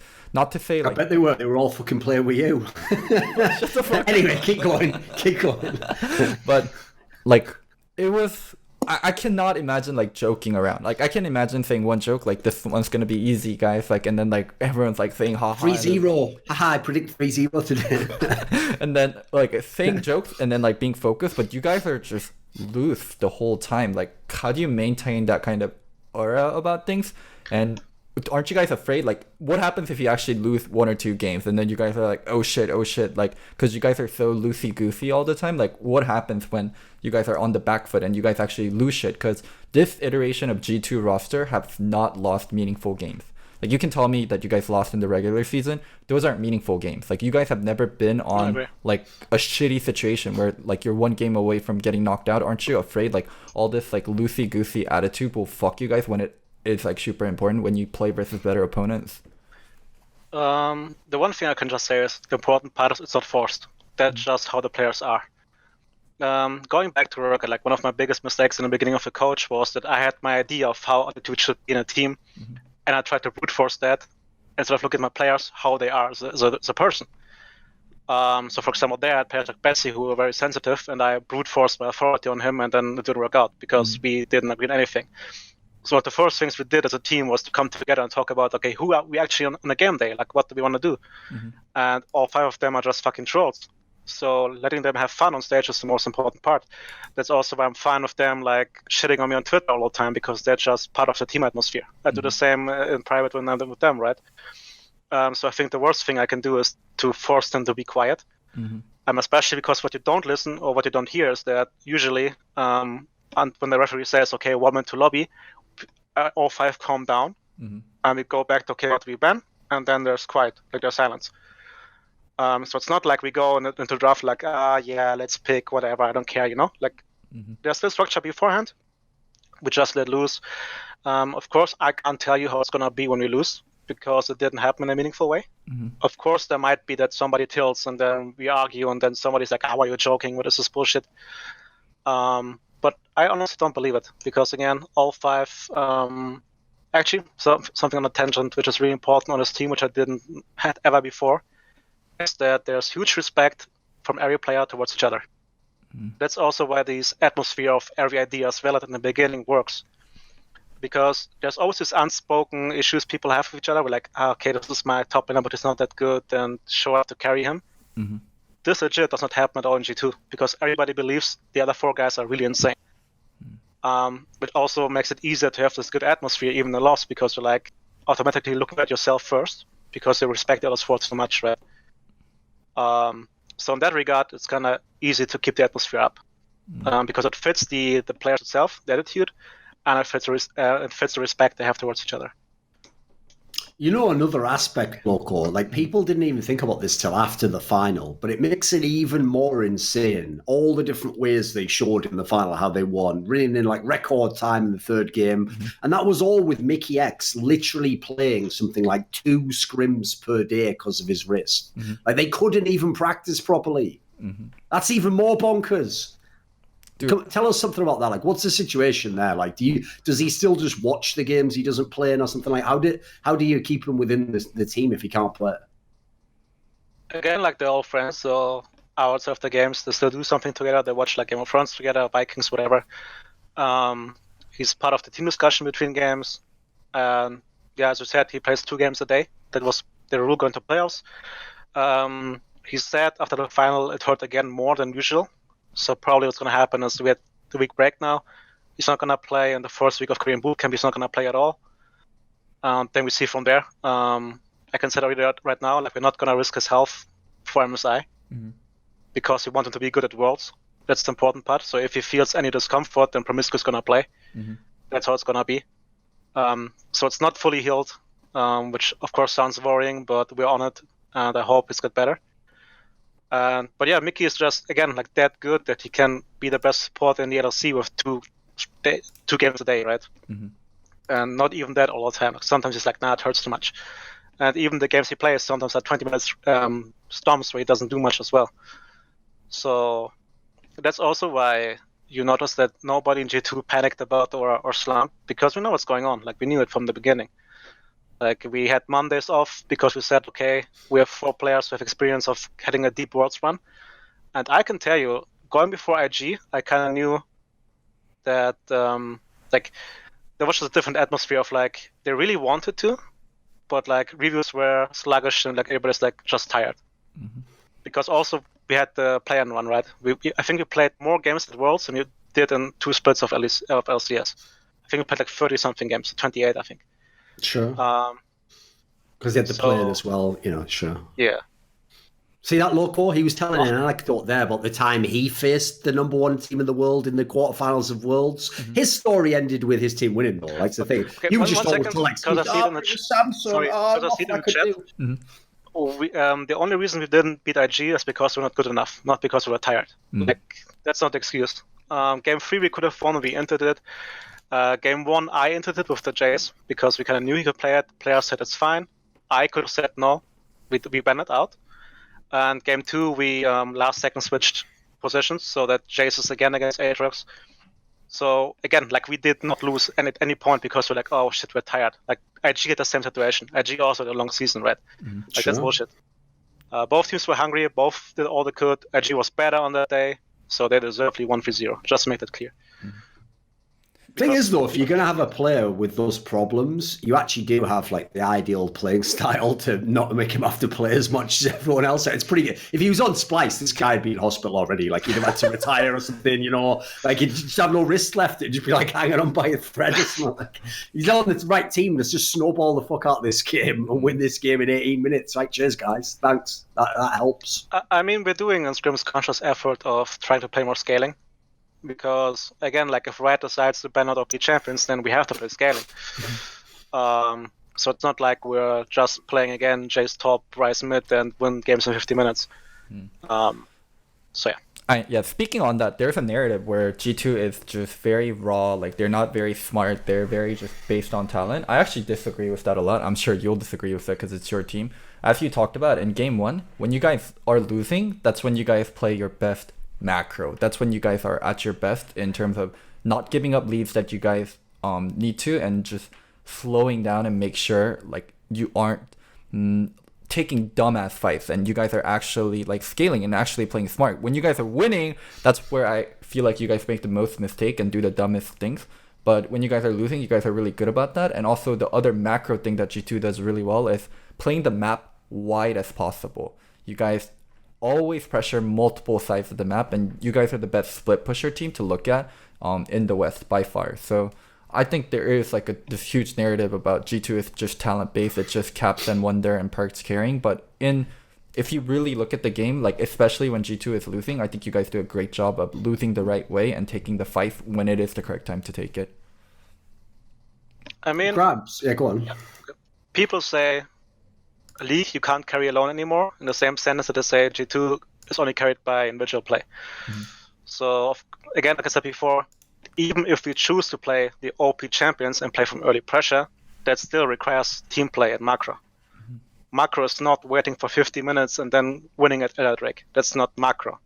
Macro is how you use the pressure on the map. If we go for early pressure, we know how to play with that pressure, and therefore we play macro as well.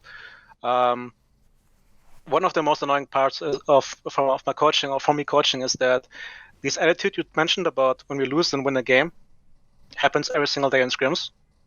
Where we like have a 5k gold lead, we lose 3 team fights in a row, and they're like, okay guys, now we do this, and actually talk about the next 10 minutes how it's going to play out. It works, and we win the game. And we're like, yeah guys, but we can't play cleaner as well early. And they'll agree to, yeah, you're right coach, you're right. The next game, exactly the same shit, all the time. But it's also something, again, like I just want to talk about my learnings. Because again, like 1.5 years ago, I was the same like any other coach, like Korean style, play everything planned out. I hated when players played to their limits in scrims, but like all the rise backdoors, all the comebacks only happen because that's what they do in scrims. So we have to be willing to have a worse winning record or like throw some games just to learn how to behave in certain situations, right? So yeah, as you said, I think the best part to describe is what Perk said in the mic check, like let them sweat for it. Like if we're behind, make them pay for everything they want to take. Like at least threaten them. They're not gonna just walk over us. If we go out with a bang. And that's also why we get like, if they get the Drake, we get a tower. If they get a tower, we also want to have a tower. And I mean that's also macro, right? And if you then say, oh, they only do it because they're mechanically bad, then I'm sorry, I don't know what game you're watching, but we do conscious decisions as a team. We defend our vision as a team. We put our vision as a team behind as well, and we know when to split push and when not to. So, yeah. Did you watch? Sorry, go ahead. Did you watch the LTS final? Not really, because I mean I was in Notre Dame, and at the next game at my own final. Have you watched Team Liquid match the split at all? I mean, they're good for sure. They're a good team. But again, kind of like us, I feel it's really hard to judge because they're not as tested in their own region. Sure, you can argue now the 5-game series against TSM was close, but they have a slow and methodical style. Then they go for a Drake, and then they know when they're going to team fight. I think they have no 1-3-1, for example. That means they're very one-dimensional. And sure, you can argue, like when you play them, either we roll over them because we 1-3-1 them and they have no answer to it, or we can't get the leads we want, and then suddenly their style is good. Yeah. So we legit can't judge it before we play them, but I think they're a strong team, and it's going to be fun playing them. Okay. What do you think, Loco? How do you think they would match up? No, I thought he did a good job, though. Like, even though he said, like, he did Team Liquid credit, he obviously did imply that, like, it's possible we could just roll over them, which is what everyone thinks. So, I mean, I'm looking forward to... I mean, tank meta not buffed, but I was looking forward to Wonder against Impact. Like, that was a juicy matchup where, like, okay, I think I have a winning lane in most matchups anyways, so... Sure. So, I mean, with 9.8 hitting and Ornn and Nautilus getting buffs, those are 2 additional tanks that Impact could play, and we can see like how good Nautilus and Ornn is on 9.8, and when competitive at MSI actually happens. But like if they played on 9.6, like if they play on the current patch, Impact couldn't handle Broken Blade. I know TSM lost, but Broken Blade showed up to be the better top laner, and Broken Blade has way more effect on the game than Impact did. I think Wonder is way better than Broken Blade, and I think the combination of Wonder Jankos is way better than Broken Blade Acadian. So if TL had a hard time dealing with TSM in that sense, I think they're going to have a much, much harder time dealing with G2, just the top side of the map. And I also think G2's mid and bottom side of the map is better than TSM. So Shut the fuck up. Wait a minute. What do you mean? What? You said TSM. Fair enough. You thought you said Team Liquid there. What? Go on. Oh. You said TSM. I misheard, mate. Go on, keep going. Yeah. So I think G2 is going to do way better versus TL than TSM did. But 9.8 is like the really big question mark. Like the changes 9.8 brings can have a really positive effect on TL's top side of the map. So we're going to have to see. That was a preemptive, misfired, shut the fuck up. Like, actually, that's fine. What you said there was fine. I thought you were actually going to completely sell out Team Liquid entirely and be like, actually, you know what, the whole map. And Dorian, it's okay. At your age, sometimes you have problems with preemptively, like blowing your shot. So it's common. Is that how it works? Is it? Have you been with a lot of older men? Is it when they get older they have problems? I don't know, Loco. Like, I only know my own life. Not really a great argument from you there, was it? So, as I've told you a million times, Loco, you're like every pro player out there. You know why pro players don't come at me on Twitter? Because everyone has, like, that there's a famous concept, maybe you've heard of it, right? That most bands, the first album they do is really good. Because the first album's like the album you wanted to do your whole life if you could have ever been a musician, right?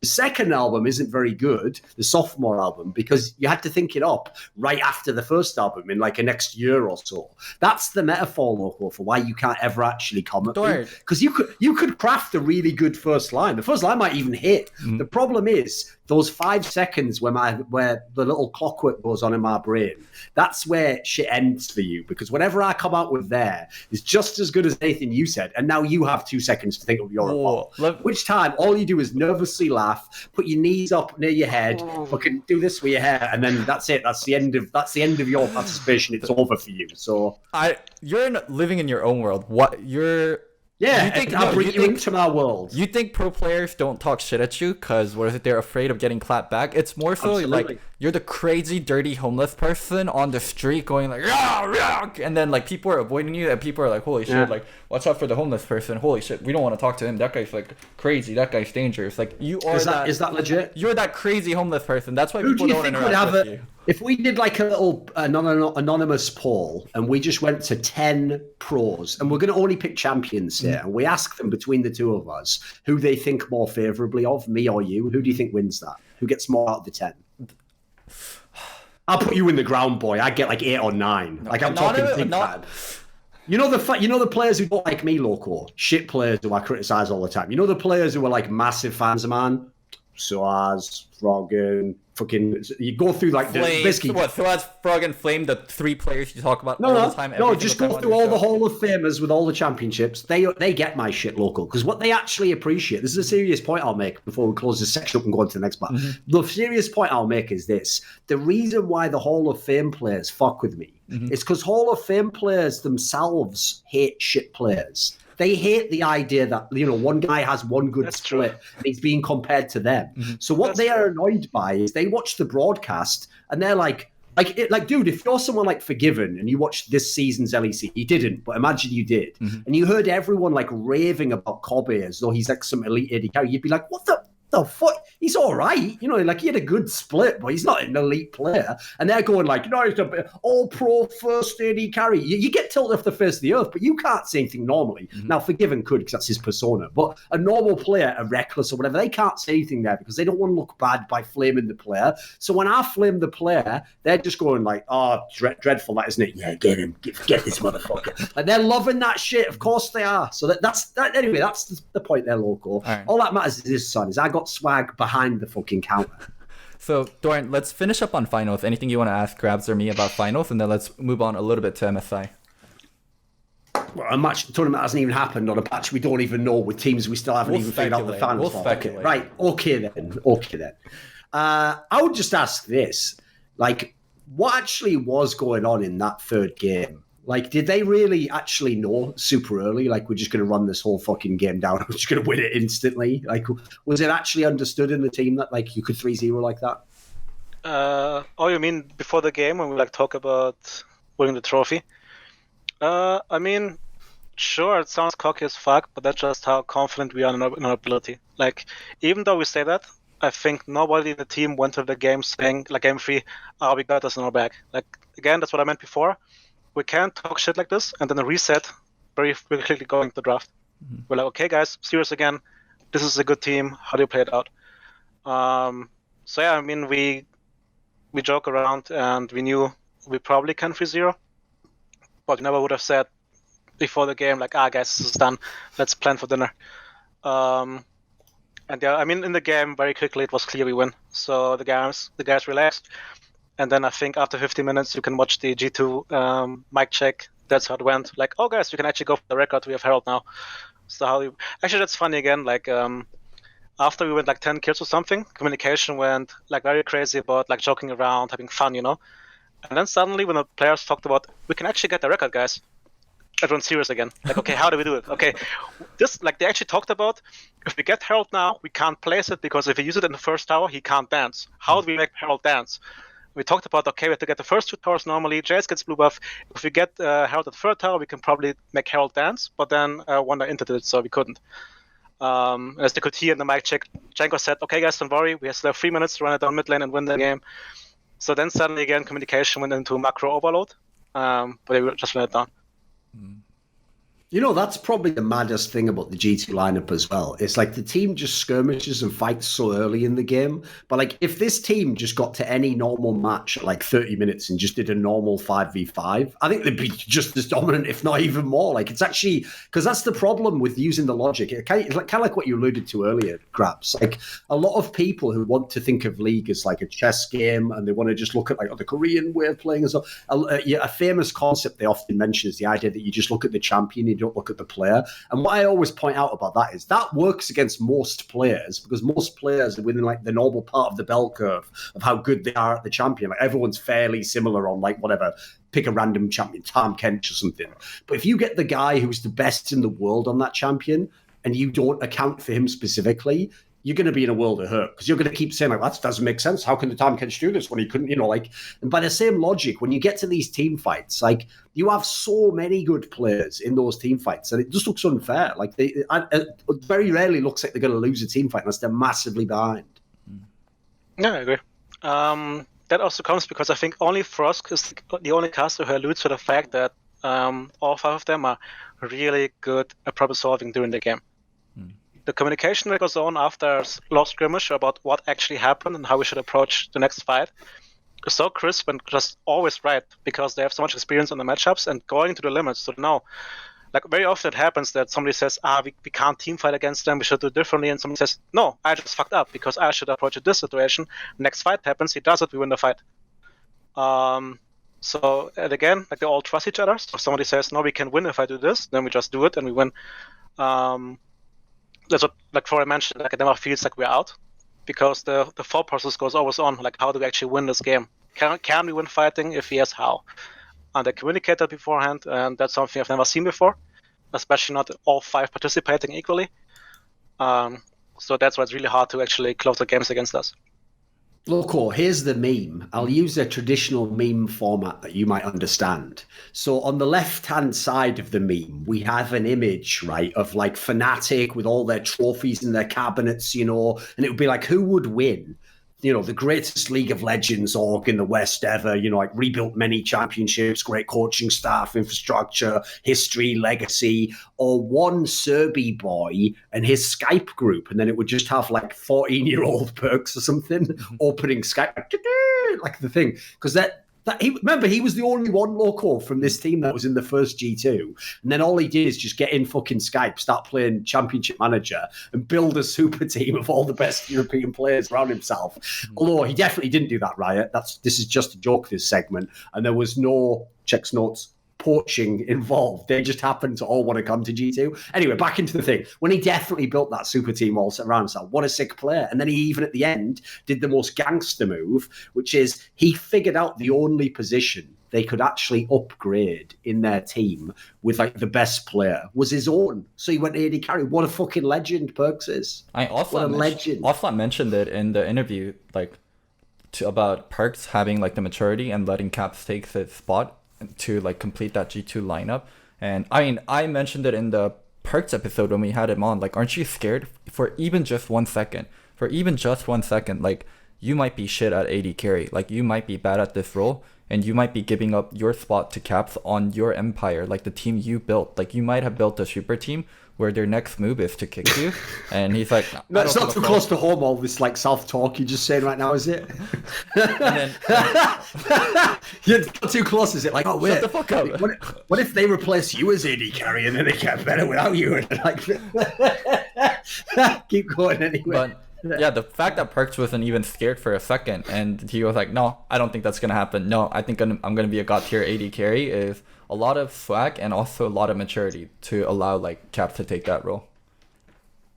Sure. One thing I can say about Perks is, I think Thrawn would like the analogy, is that he's the type of guy like MJ, Kobe, you say he's incredibly talented, but he will be the first in the gym and the last to leave. Like, he is by far the most driven player I've ever seen. If somebody tells him, like God tells him, if you eat this little pile of shit and you win worlds, he will take his fork and knife and start eating, because that's all he wants to do. He wants to win this or everything so fucking bad. And that's also why every red player in EU wants to play with him, because that's something you respect. That's something that drives you forward as well, because he's the guy who will play solo queue until he passes out, or like at least think about the game. Like, he thinks about the game all the fucking time, and that's why every player respects Perks so fucking much. It's like, of course, he comes around goofy all the time and like mature and whatever, but when it comes to the game, like if I could clone him, then we would stomp worlds, you know? I mean, now I kind of did. Like, all 5 players are kind of the same. They think about the game constantly. That's why we're so strong. But there's a reason why. I mean, I see the shit emotes in the chat. Maybe that was a wrong analogy, but that's just the aura he gives out, and I think that's something, like, again, the greats in basketball, at least, like MJ or Kobe or whatever. No, the thing is, I That's what think I heard your about them all the analogy, time. believe it or not, the shit-eating part of the analogy works, though, Grabs, because the idea that it's like the thing no one would want to do, Yeah. but that you must do to win, and that is what doing, like, the limits of your practice and dedicate, that is what it's like, because what people don't realise about guys like that is, you notice people actually are very disparaging of some of those players, like, oh, they were too selfish, or they're too, like, like they're too hard on their teammates. It's like, mate, if you give up everything in your life, I always give this example for Forgiven, right? Because the one I've never understood is, I get why people are mad at Forgiven when he was on really good teams and he had problems with teammates, because it's like, come on, those are really good players. The one I've never blamed him for ever was when he used to play in Copenhagen Wolves with fucking Youngbuck, because at the time, Youngbuck was literally like perma-stuck in like fucking Diamond or something in solo queue. And Forgiven knew this. So Forgiven would be playing like every hour of the day. He was literally already the best AD carry, even though he was on a bad team. And he knows that his top laner is like not even playing much. And when he does play, not even a fucking top player. Like, if you have that, you're going to go hard on that guy, because you're like, dude, you're not just fucking your own career up, you're fucking mine up as well. Like, you're ruining it for us. So actually, it's very rare you get those players who will sacrifice everything to win, basically. Like, and if you ever have that, you're going to cherish it for sure, because it's very rarely going to come around again. Mm-hmm. I know a lot of really good players, by the way, really good players who don't have that mentality. Like, especially in CSGO, again, where you can take time off between the events. I've known some players where they'll even admit, like, oh, I know you're right. Like, if I practiced more, I'd probably be more consistent. But this is the problem, Loco. They go like, but I don't need to. Like, I won't mention names, but there are players who've won championships in the last few years in CSGO where if the event was 7 days long and I had like the morning game off on day 4, I might be in the club, right? I'd look over, they'd be next to me in the club, and I'd be like, don't you play in like 6 hours? They're like, yeah, it doesn't matter though, we win this game easy. And they would go and carry the game. It's not even a joke. Like, they were on some rock and roll shit. And in their mind, right, because they were the sort of player like that, they thought like, oh, I need to do this, I need to let off steam every now and then so I can be at my best, and like, I've got to like reset every now. So I always say to those players, like, listen, if you're winning, I can't say you're doing it wrong, but if you ever start losing, you look over at the guys, like classic examples of CS would be like Get Right or something, who are mega dedicated. It's like, if you look at those guys and they're beating you, they beat you for a reason. Like, they have like that extra gear that you don't have, mate. So unfortunately, like, people have just heard too many interviews where players, because one of the things I hate about the modern day in media is too many players copy their answers from other players they've heard in interviews. So that's why they all say the same shit that Faker and Uzi say. They all say like, nah, I'm actually just only practicing to win worlds. Like, we're not there to just take part. We're here to take part. It's like they're just copying other people's answers. They think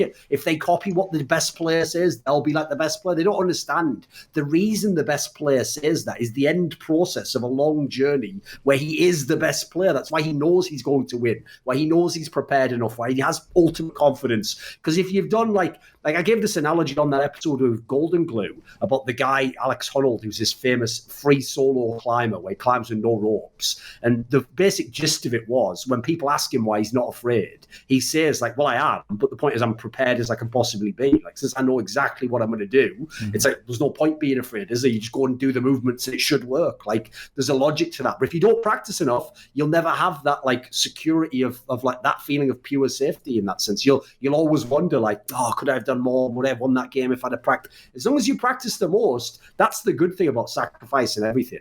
At the end, you can literally win or lose, just say, did everything I could. Might not have won the game. Maybe I did win the game, but I did everything I could. That's a pretty good place to find like satisfaction, I think. Agreed. So get your shit together, Loco. Stop What? fucking being a tourist in this content What? game. You were Start the one that was doing late. all your work. You were the Yeah, one that was exactly. late. Exactly, mate. I even wake myself up with alarms to come and do this shit. Exactly, the dedication. I spun it back in the dedication with that. You see how I did that, homie? I can do that shit. I changed up the time a day before, just at your request, just because I thought, well, you know what? Like fucking Jesus, I can do stuff that people aren't supposed to be able to do. Where this local guy needs everything comfortable, exactly the time he wants it. He needs to like fucking have have boba tea with one of the girls that'll never sleep with him, who has my fucking God. streaming account, just got partnered. You know. We all know the way this shit goes. You're probably going to host them right after this fucking episode. They're going to be half the time they're not even playing League. When they are playing League, they're all Those just are my playing fucking, IRL soda friends. bottling or something like. I usually "Hey, guys, host I'm my not IRL really- friends. Oh my I'm god. normally a lot better Oh than this, my God. guys. But Oh my god. oh my God, Loco's hosting me. That's a whole 200 extra viewers. This is amazing. Anyway, back to the game. Let's preview MSI now, right? Because here's the thing, GrabbZ. I actually... Can I jump in? Yeah, I apologize, but to go to course. the bathroom really quickly. That's Yeah, fine. go ahead. yeah, go on. I'm so sorry. Yeah. I mean, No, it's all right. I just witnessed the murder, so I need to calm down. And Yeah, it's all right. It's all right. Yeah. We'll all just recover. we'll calm the temper. You know, we'll get it all legit again. Right. While he's gone, we may as well just fill for a little while. Okay. So I've got a question, right? Because when he comes back, I want to talk to him about this topic. But like everyone, because of how insanely dominant that final was, started to basically like power up the idea that like G2 might be the best Western team we've ever seen. Like maybe they're gonna fucking like. People were saying it. You know what's mad? I don't even think it's ridiculous. The idea, like, maybe they could win MSI. Well, I don't think that's impossible, Loco. Okay. So could and like being favorites is different, and everyone gets it wrong. Like, oh, G2 could win MSI. Like, and people are like, holy shit, they think they're going to win MSI. I think all the EU casters and the EU coaches are really hyping up G2.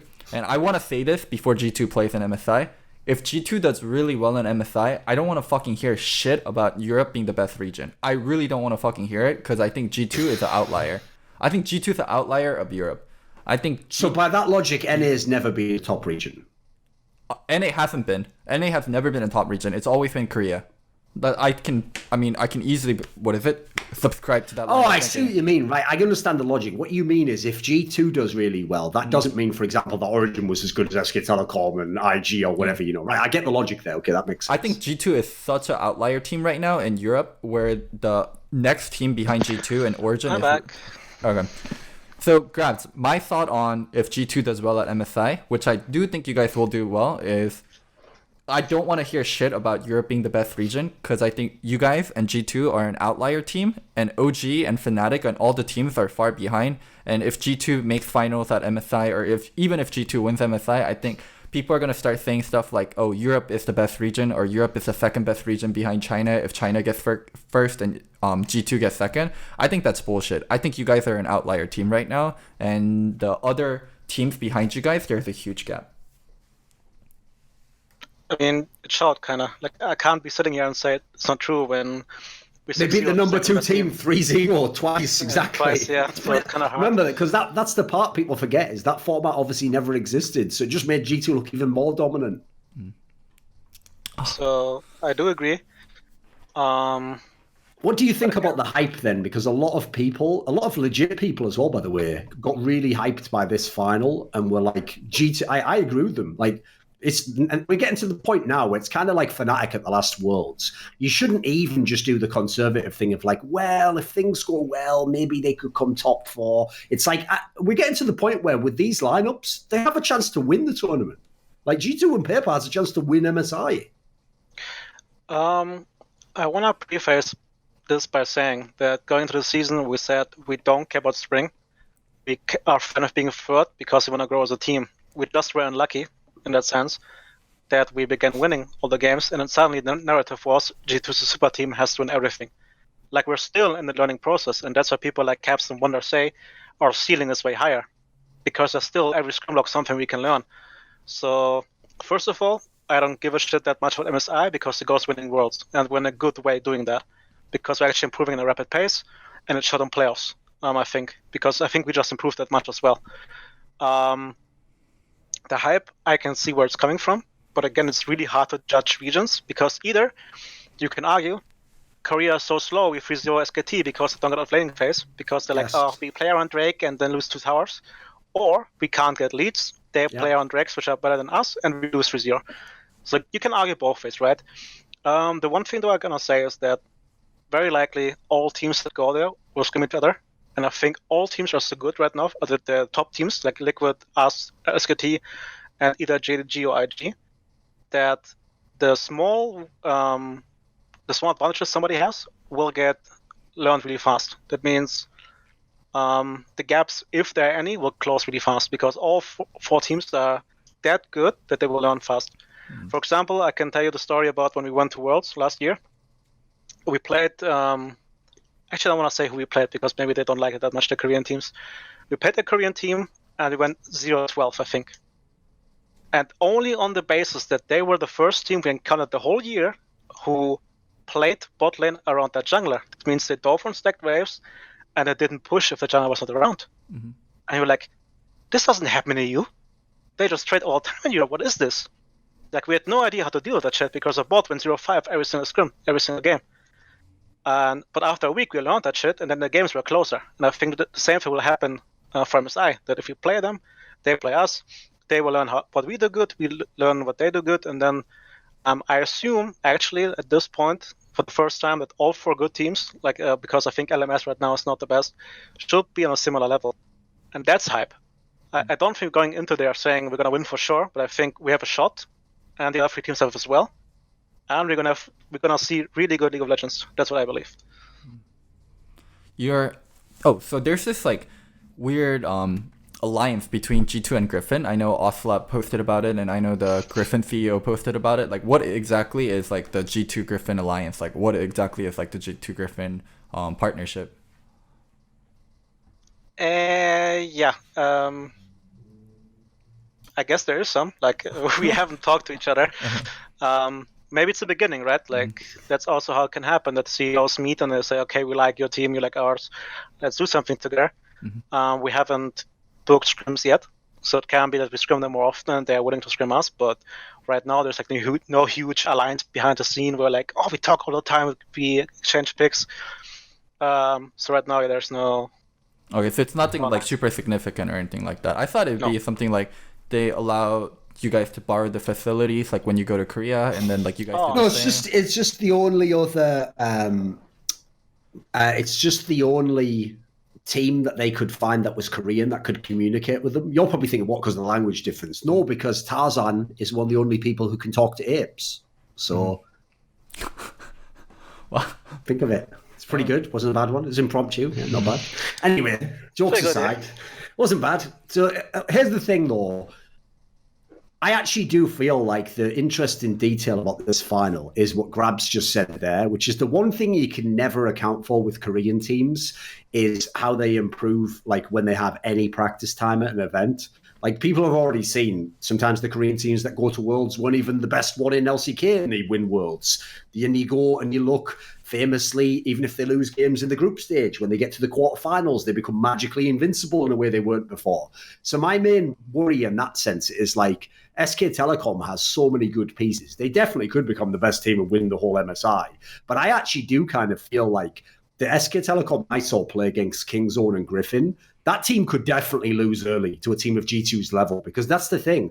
Past teams, right? We already know that if you have a fucking Bjergsen or a Perks or a Caps or these sorts of players, you can have a game like a best of one that you win against them with the double lift. You know, these things have happened. Uzi has lost a double lift before. Bjergsen's beaten top. Like, these things have all happened. That's when you have one player on their level.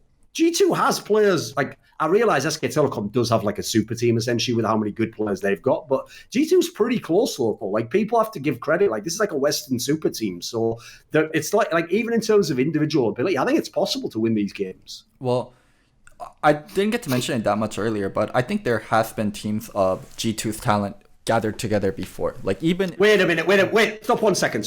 I'm not trying to wreck you here, but I'm just going to say, if you dare fucking say TSM 2016, we're going to kick you from the call and me and GrabbZ are going to continue the show because that is fucking ridiculous. So just let me check. Were you about to say TSM 2016? No, I was actually going to mention, I think a really good team to compare G2 to is Kingzone, the Khan. You mean Korean? I thought you meant the Western team. No, well, I mean just conceptually as a super team, where G2 really differs from a super team, or differs from other super teams. So when you have teams like the Kingzone team, or the old KT team, or last year's, yeah, like their collection of talent, like sometimes they're not functional, and these teams are very brittle. Like they're good when they're good, but they break down really easily. I think G2 is really different in that sense, where they're not very brittle, where if they start fucking up, like they know how to handle it. And the depth of talent is not special. There has been teams with this much talent on the teams before. It's how they work together that I think is really special. And I'm not sure if I can say the same thing for this SKT super team, because they have looked mortal before, and we talked about kind of their ups and downs of it, right? So I actually think G2 constructed better than SKT, and SKT is a team where I can see them do bad at MSI, where G2 I do have a lot of faith in. Have you come so correct today, Loco? Why is there no controversial statements? Like I keep trying to cut you off, thinking I've got him now. Let's get him, fuck him up, guys. And that's like, he's actually. I don't even think. When does that ever happen? I better let him just keep talking. There, go on. I don't think I'm controversial. I think I like TSM, so I'm slightly biased towards TSM, and you're unbiased. You hate TSM, so you're biased against TSM. So whenever we talk about NA and we talk about TSM, we'll differ a lot. But when we talk about other regions, we'll agree a lot. Yeah, I'm clearly biased against TSM for not thinking they're the greatest fucking Western team ever, and that Bjergsen is like the best Western player ever, and that, a million other things that no one except you and morons who, like, what's good about people like you is, the old classic outfit of a criminal is he has the black and white stripes on. Right, that's perfect, because people like you and fans that wear black and white stripes are basically thought criminals, like the things that you think shouldn't be allowed in a polite society. And as soon as you express them, some men should come along in white coats and go, yes, Loco, yes, TSM 2016 were the best Western team. Get his hands behind his back. Right, put the straight jacket on. Now put him in this pack. Now listen, we're going to talk all about what happened at Season 6 Worlds, but we're just going to go and prepare the rest of the food, and then they put you in that fucking padded cell. You're just like, Reggie, are you there? I'm ready to come back now. It's my time to coach again. And then they're like, just close that little screen thing. And then the guy just walks along. And in the same ward or whatever, he's just got like fucking, there's like, what's your boy, what's it, Dylan Falco's in a different cell. Like, I used to be a coach as well, I used to coach Fnatic. And they're like, yeah, sure you did. That was you. You were definitely coaching when young buck. Like, the whole cell's just ex-TSM Rex. It was fucking, Path is just in a cell. I'm not even supposed to be here. I'm not a coach. Like, and then you just leave the Thorin TSM wing of the fucking mental health hospital. And you know what? Good luck to you. I hope you all get much, much better. So you can appreciate teams like Team Liquid and G2. And I did tell you, I'll just say it one more time, before they ever played one game at Worlds, I told you that last year's Fnatic was going to be the best Western team ever. I put that up there, I threw my own alley-oop up and then fucking dunked it myself. That's the kind of shit I was on. So anyway, just this guy, don't know anything about the game, just some fucking old guy from Counter-Strike or something, just walked into your game, tripped over, said about 10 things that were correct you never even could have conceptualized, and now you have to live with it and make a video about how fucking sick I am. Thank you. Okay. You're just piling on and on. Jesus Christ, the poor guy can't even talk. It's like this every single time, GrabbZ. I have to make up for lost time. I wasn't here for the first hour. I'm just happy to witness this. Like, I'm just happy to sitting here like, yep. Exactly. He's used to seeing one more talented individual style on another one who's trying to do everything right but just can't battle their overwhelming power. It's basically, this is just like when he's coaching G2 and he just sits back and goes, yes, more. He's like a Roman Emperor or something. What you're doing to Loco is basically what Wanda does to me on a daily basis. And whenever I fire back, he just pulls the A to the J's 2 times against AG card and I lose the argument. So I'm just happy to see somebody else get roasted for once. Okay. Right. What do you think about that though, Loco? The angle on, like, because I know everyone's going to look at the LCK fan and be like, SK Telecom is unbeatable. But it's like, I'm amazed that people really have them as that. So I think they're a good team. Like, put it this way, if I have to pick the favourites to win the tournament, I'd probably make them the small favourite right now. Of all the teams, like, I don't even know if IG's going to go yet. IG's had their own problems. I'd probably put SK Telecom small favourite, but I actually think people have they've took only the final and they've built this like unbeatable monster. Like, I don't think this is like past SK Telecoms personally. People want SKT to be good. People want Fnatic to be good. People want TSM to be good. When these teams show like a spark of brilliance, like just a little flame, then they like blow it out of proportion. I do think we underrated SKT going back and watching the LCK episode on when we did our finals prediction. I think SKT is stronger than we gave them credit for. No, and definitely not. I would still have, I don't watch China and I'm going to catch up on China leading up to MSI, but between the three teams that's qualified, SKT, G2, and TL, for me, the order goes G2, SKT, TL. Bold. See, it only took him half a decade, GrabbZ, but we have actually finally broken Locodoco, and he has to now admit that the European team is better. Ever since his infamous fanatical crash and burn, which, you know, one of my favourite sort of self-owns. The one point where I can agree with, and even though I said Liquid is good, they will have by far the worst top side in the tournament. Like, yes, they will really hard lose against, I think, every team from like SKT, us, and either IG or of course. IG has, by the way, the two teams that are in, for anyone who doesn't know, the two teams that are in the final of fucking LPL have monster top laners. Zoom like, and the Shy, oh yeah. Of course. No, but like, for example, obviously, like, people don't know Zoom because he hasn't been to Worlds, right? If you guys don't know, this guy is better than almost every Western top laner you can list. He's unbelievably good. So, like, that's why, actually, in a mad sense, for someone like Team Liquid, it would have been better if Griffin had gone, because at least Sword's, like, not that strong a top lane. Like, it would have been one lane people might have had a chance. I just fucking noticed, like, that's why Riot buffed tanks. They're like, oh shit, Impact against Zoom, Wonder, and Khan. Hit the tank button. Of course. Maybe that's how Liquid can actually win games, but not sure if that will be enough. But exactly. Not makes sense, actually. Fucking hell. It's so obvious. The signs were there. It took so long to notice. Is that the end? Yeah, I mean, I think that's the end. At the end, Loco. I think we've done quite a lot. Yeah. That's pretty good. GrabbZ, where can we find you guys? Like, what is it? What can you guys? You can find him at MSI, bitch. Holding that trophy. I'm giving a chance to shout out his socials, idiot. GrabbZ. I'm not into that. Like, if you want to find me, just put GrabbZ on Twitter, but I don't have to promote that much. Okay. I hope you will see me at the MSI final stage lifting the trophy. That's for sure. Mm-hmm. Okay. Dorian, do you want to make any apologies for being an hour late to the show?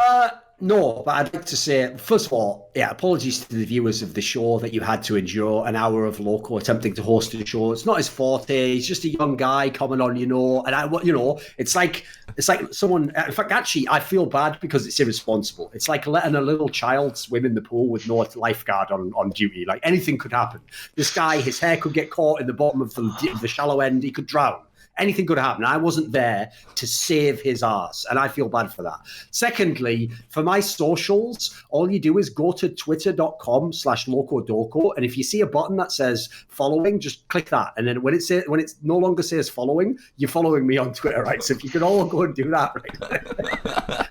And also unsub to this channel, because we believe even give money back to the community. No, anyway, that's the end. That's the end. My God.